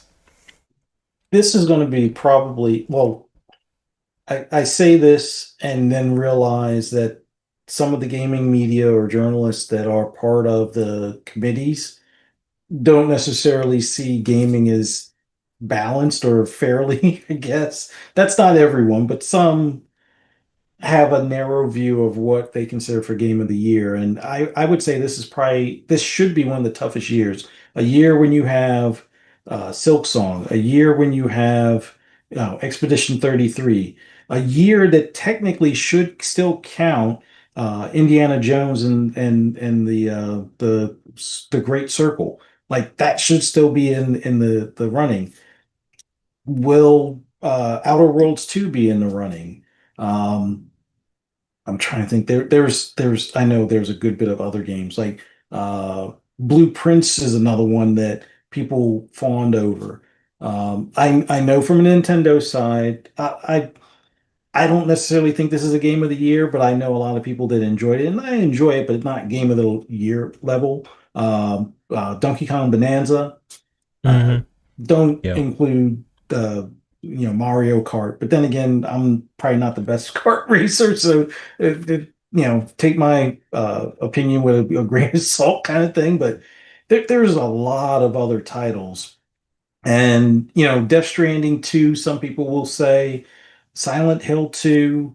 Um, yeah, there's a decent amount of games that should be for consideration. Like one that I would consider more so on PC, although it did come to console, I believe, Kingdom Come Deliverance 2. There's a lot of games. Like Monster Hunter, I know is another one that people will consider. So this is going to be a tough year. I think tougher than most. And with that being said, Ghost of Yotei, it's one of Sony's few first party releases this year. It by default gets a nod. And kind of the same thing with Nintendo, although I can understand Donkey Kong Bonanza, Super Mario Kart or Mario Kart World. Mm-hmm. That was one of those games where they were like, "Oh, it's $80." No, it really should have been just $50 like the included price, or maybe 60 at most, but that's just my opinion. Once again, Sega fan, not the biggest Nintendo fan. Yeah. But yeah, there's just so many great games, and I know for a fact I'm forgetting quite a few. Like Doom, like you may mention, that's another one. Although it sometimes gets snubbed. Like I don't think Doom has been up for nomination in some time since like 2016. Mm. I don't think Eternal got any nods or anything other than for like audio and stuff like that. But Yeah. it seems like a lot of stuff gets overlooked. But like honestly, just from a Game Pass standpoint, Blueprints, um, Expedition 33, Silk Song, those should be locks. I don't care what you say. All three of those should be, well, maybe Blueprints can fall into the indie only category, but Mm-hmm. Silk Song is definitely there. I Yeah. would say Expedition 33 should definitely be there. And like I said, I know I'm forgetting some other ones. I I personally I would add things like South of Midnight, but I know it's going to get overlooked. It's going to get snubbed. Things like Avowed will get snubbed, obviously. Another game that actually, to me, although I have to wait until I actually play Ghost of Yotei, but the, Mm-hmm. the game that took away some of the excitement I had for Ghost of Yotei was AC Shadows. Yep. On the Like screen right Assassin's now. Creed Shadows, from a visual and story standpoint, and yes, I know the controversy, blah, blah, blah. It's a good story. It's a good revenge story and a good overcoming odds story as far as the two characters that you can, bounce between. I think that should be nominated. But it's an Ubisoft game. They don't nominate Ubisoft games, no matter how good they are. They'll just Yeah. say it's more for Far Cry or Assassin's Creed and overlook it kind of thing. So Yeah. there's a lot of good titles out there that should be considered, but won't be on the short list for the Keeleys. I mean, the joystick one is the one that really got me going, where I was like, really? No Expedition Yeah, I was 33? looking for that.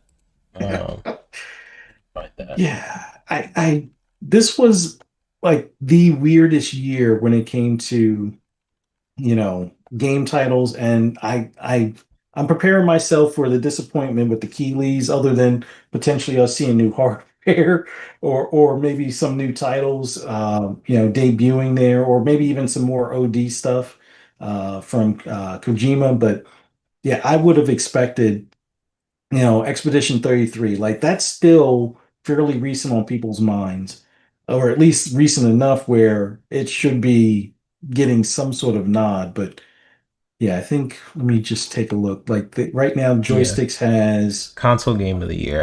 I got it up. Let me take a picture while you're talking.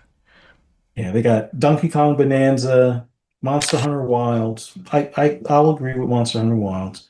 Ghost of Yotei.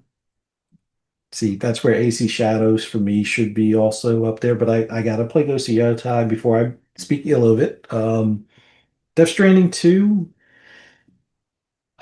I know a lot of people enjoyed it, but I didn't enjoy the first one, so maybe I'm a Yeah, bit biased in that regard.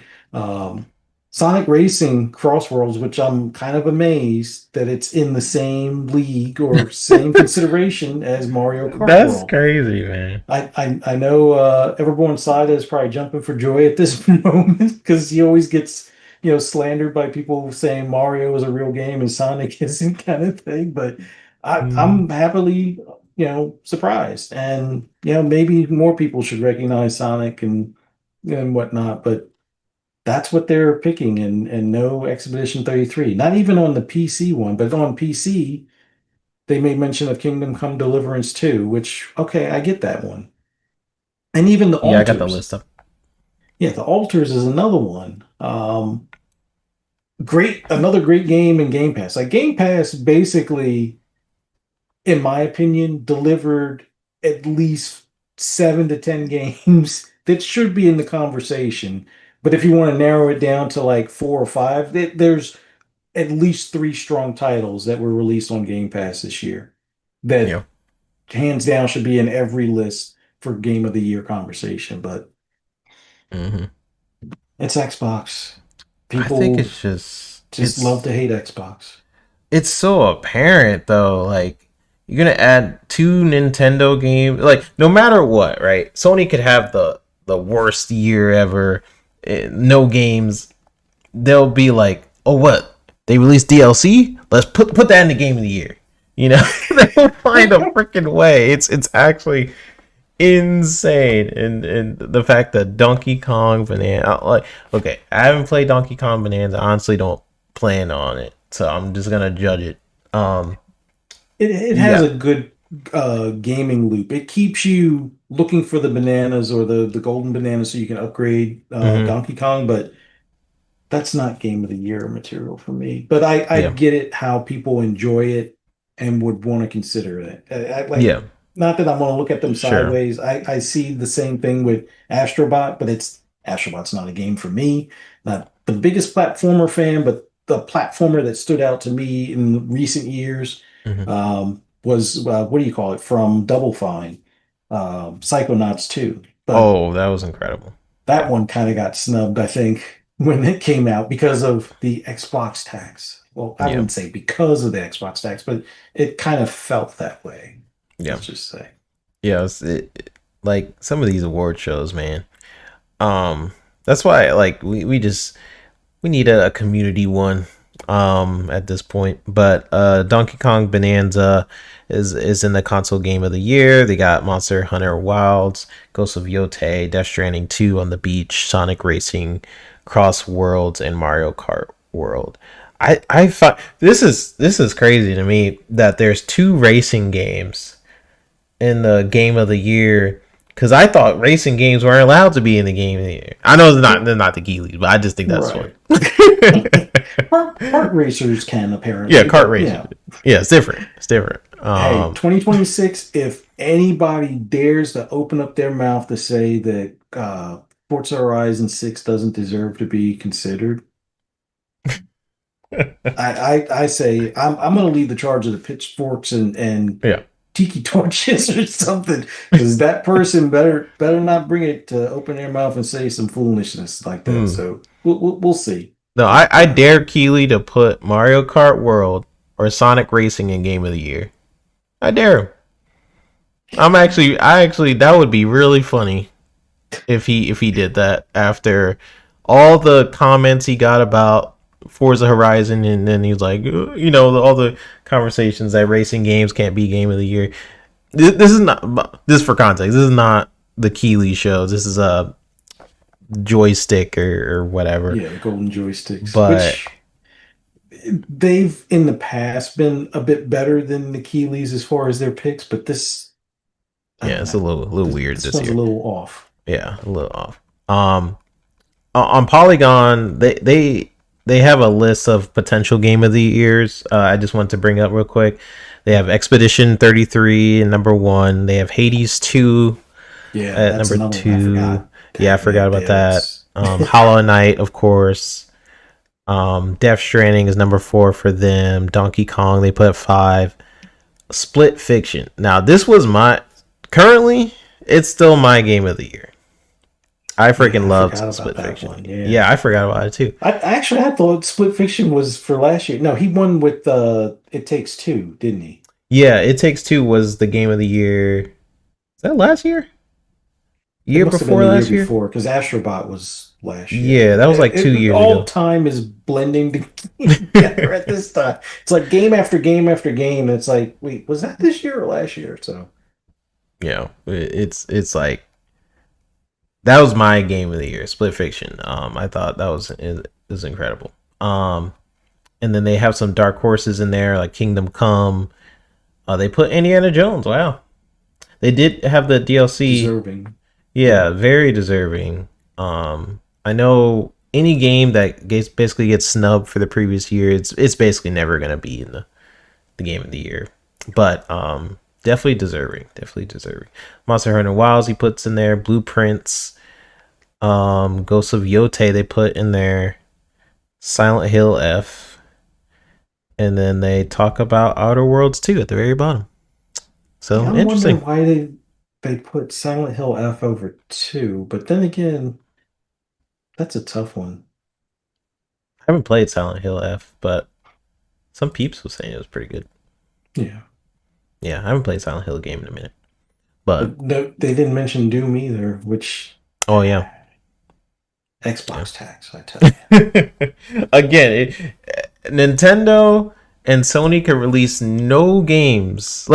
Just for example, let's say 2026, Nintendo doesn't release any games. Sony doesn't release any games, and somehow they'll still win Game of the Year. They'll find a way. Like, oh, you know what? Last year we forgot about this game. Yeah, let's put that in. Yeah, we forgot to nominate the remaster of a remaster, and yeah, that's up for Game of the Year now. Yeah, so no matter what, they'll be Nintendo and Sony are always like guaranteed to be in the nomination, no matter what. So it is what it is. Let me read some comments and we're gonna get on out of here. I appreciate everyone for always dropping on in each and every show. Satnus says Forza Horizon 5 is one of the best games of the generation. 100%. That's kind of why I will always be salty at Keeley for numerous reasons, but that was the one time I'm like, this is a racing game. Every genre, this is my beef with the industry. It's not really this is, like I'm joking about this Sony Nintendo thing.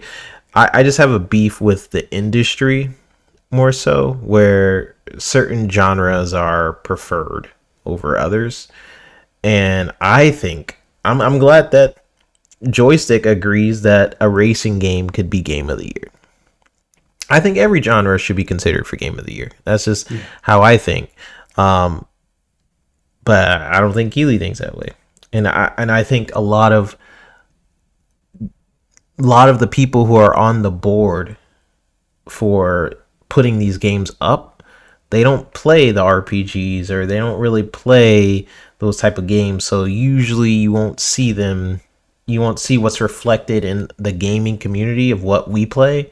it won't be reflected in the votes, and that's always kind of bugged me because I want these shows, these review or these game of the year kind of shows to represent the community, and like because it's fun to celebrate what amazing games came out this year and kind of to celebrate with and maybe I just see it like it's a little bit more personal for me too, being in the development space, seeing how hard we worked on Fable, how hard we worked on when I worked at Ubisoft. Like there's a lot of passion that goes into the games, and it just kind of sucks that a lot of that is just kind of cut in half by not politics, but like cut in half by logistics, like racing games, or I don't like Xbox, and who freaking cares at the end of the day? If it's good, it's good.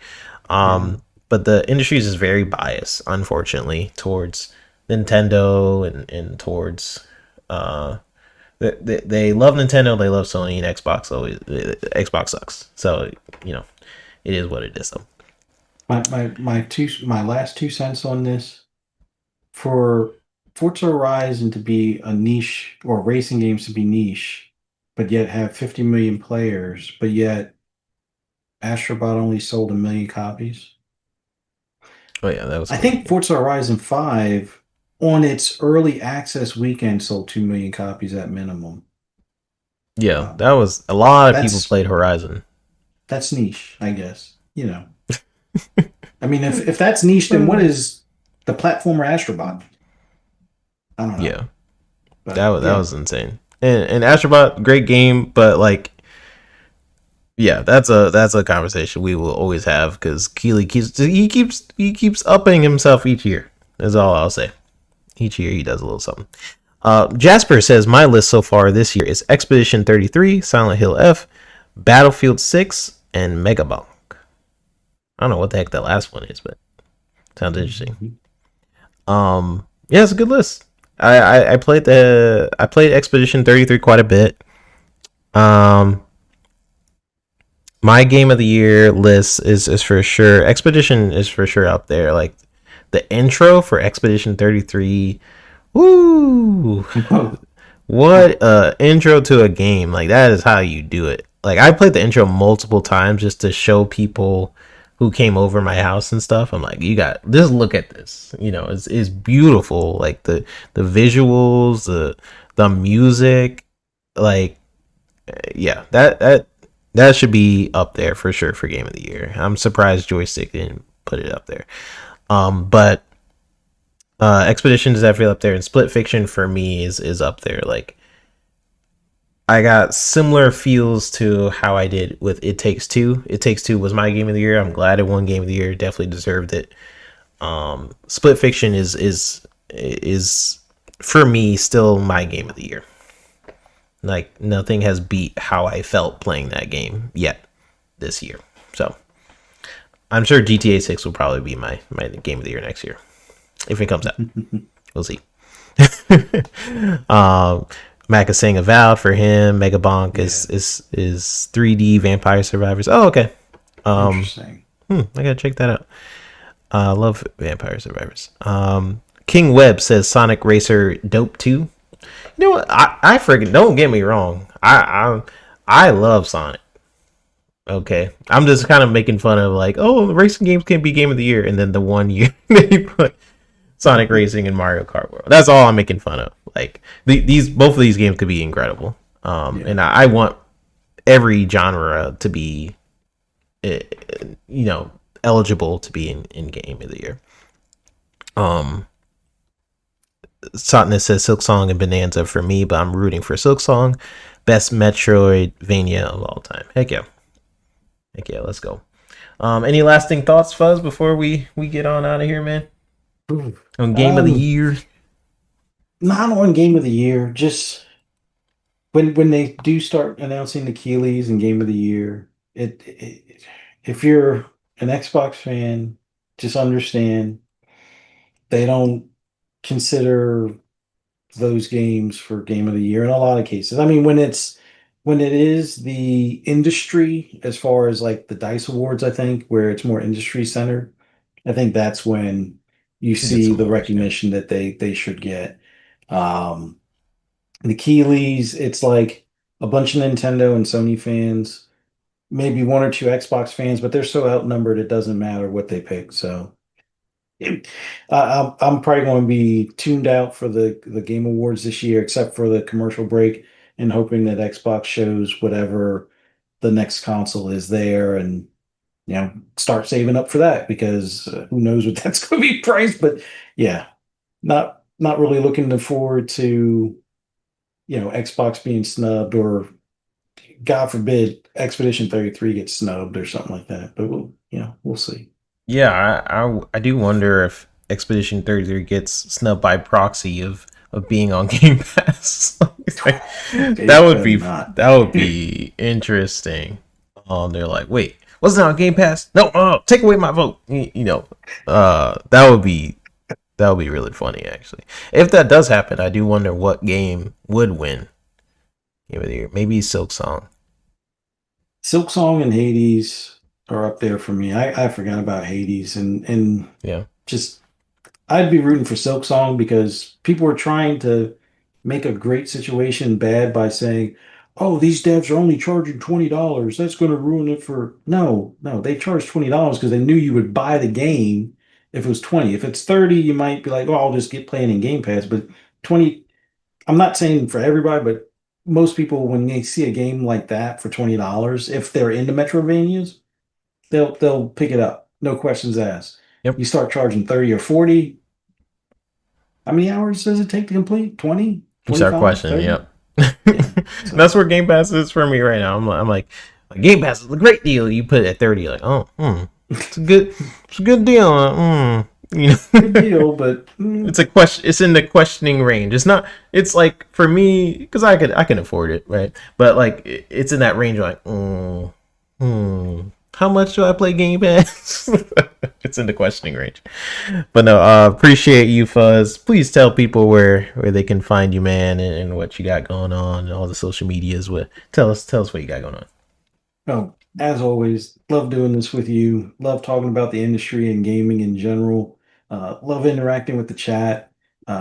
Miss doing this past couple of weeks, but both of us have been busy. Me on the road, and you doing some Hollywood stuff as well, which can't wait for the announcement on that stuff, man. Yeah, Really looking forward to it. But for those that want to hear my rambles and rants on anything gaming or even horror related, just follow me on social media. Do a search for Fuzzy Belvedere. You'll be able to find me. Um, if you're looking for me on IMDb, Frank Johnson is the name, or Fuzzy Belvedere. One of those two on IMDb, and you'll see some of the weird horror movies that I'm an extra or a dead body or vampire food. let's go. And at least until me and the wife do our proof of concept and main project for summer 26 and summer 27. Summer 26 for proof of concept. Keep an eye out for Indiegogo and social media when we announce. And then the full-fledged movie will be 2027. So I'm looking forward to it and learning as much as I can from some people in the industry that we've been working with. And hopefully we make a badass cult demon slayer killer movie. So Thank you. we'll see how it goes. Definitely. We'll try to. If you guys have a trailer or whatever, we'll play it right here on PXE. You guys get to see it. I remember. I love vampire stuff. By the way, I love vampire zombies. I love really cheesy horror flicks and stuff. That's my jam. Fun fact. I played a vampire on Vampire Diaries in season 3, episode 10. You'll probably only see the back of my head, and that's fine. Because it's a fun thing to be a part of in the horror space and being very fun. I'm looking forward to that, man. Definitely gotta check that out. And if you guys have a trailer, definitely let me know. We'll premiere it with everybody in the community. That'll be awesome to see. As for me, like you guys could find me right here, PXE. Not every Sunday. I'm telling you guys this, right? Just being straight up honest. This month is going to be inconsistent month. Just because like we are I'm making a TV show, and we are in deep production to finish the trailer by the end of this month. It's a 2D animation adult sitcom family thing that you guys will see. I'm super excited to showcase it with you guys. There are celebrities playing some of the voices, and you guys will be like, "What the heck? I thought you were a gamer," and whatever. This is a totally separate project. I know you guys know me just for my gaming knowledge, or I know I talk about my development stuff sometimes, but you guys will get to see an actual project from me that I've been working on for like 3+ years, something like that. But this trailer is gonna be cool, so I'm excited to share it with everybody. It's gonna be out either the end of this month or next month. Until then, just keep a lookout on our social media. Typically we do a show on Sunday. I could not do it.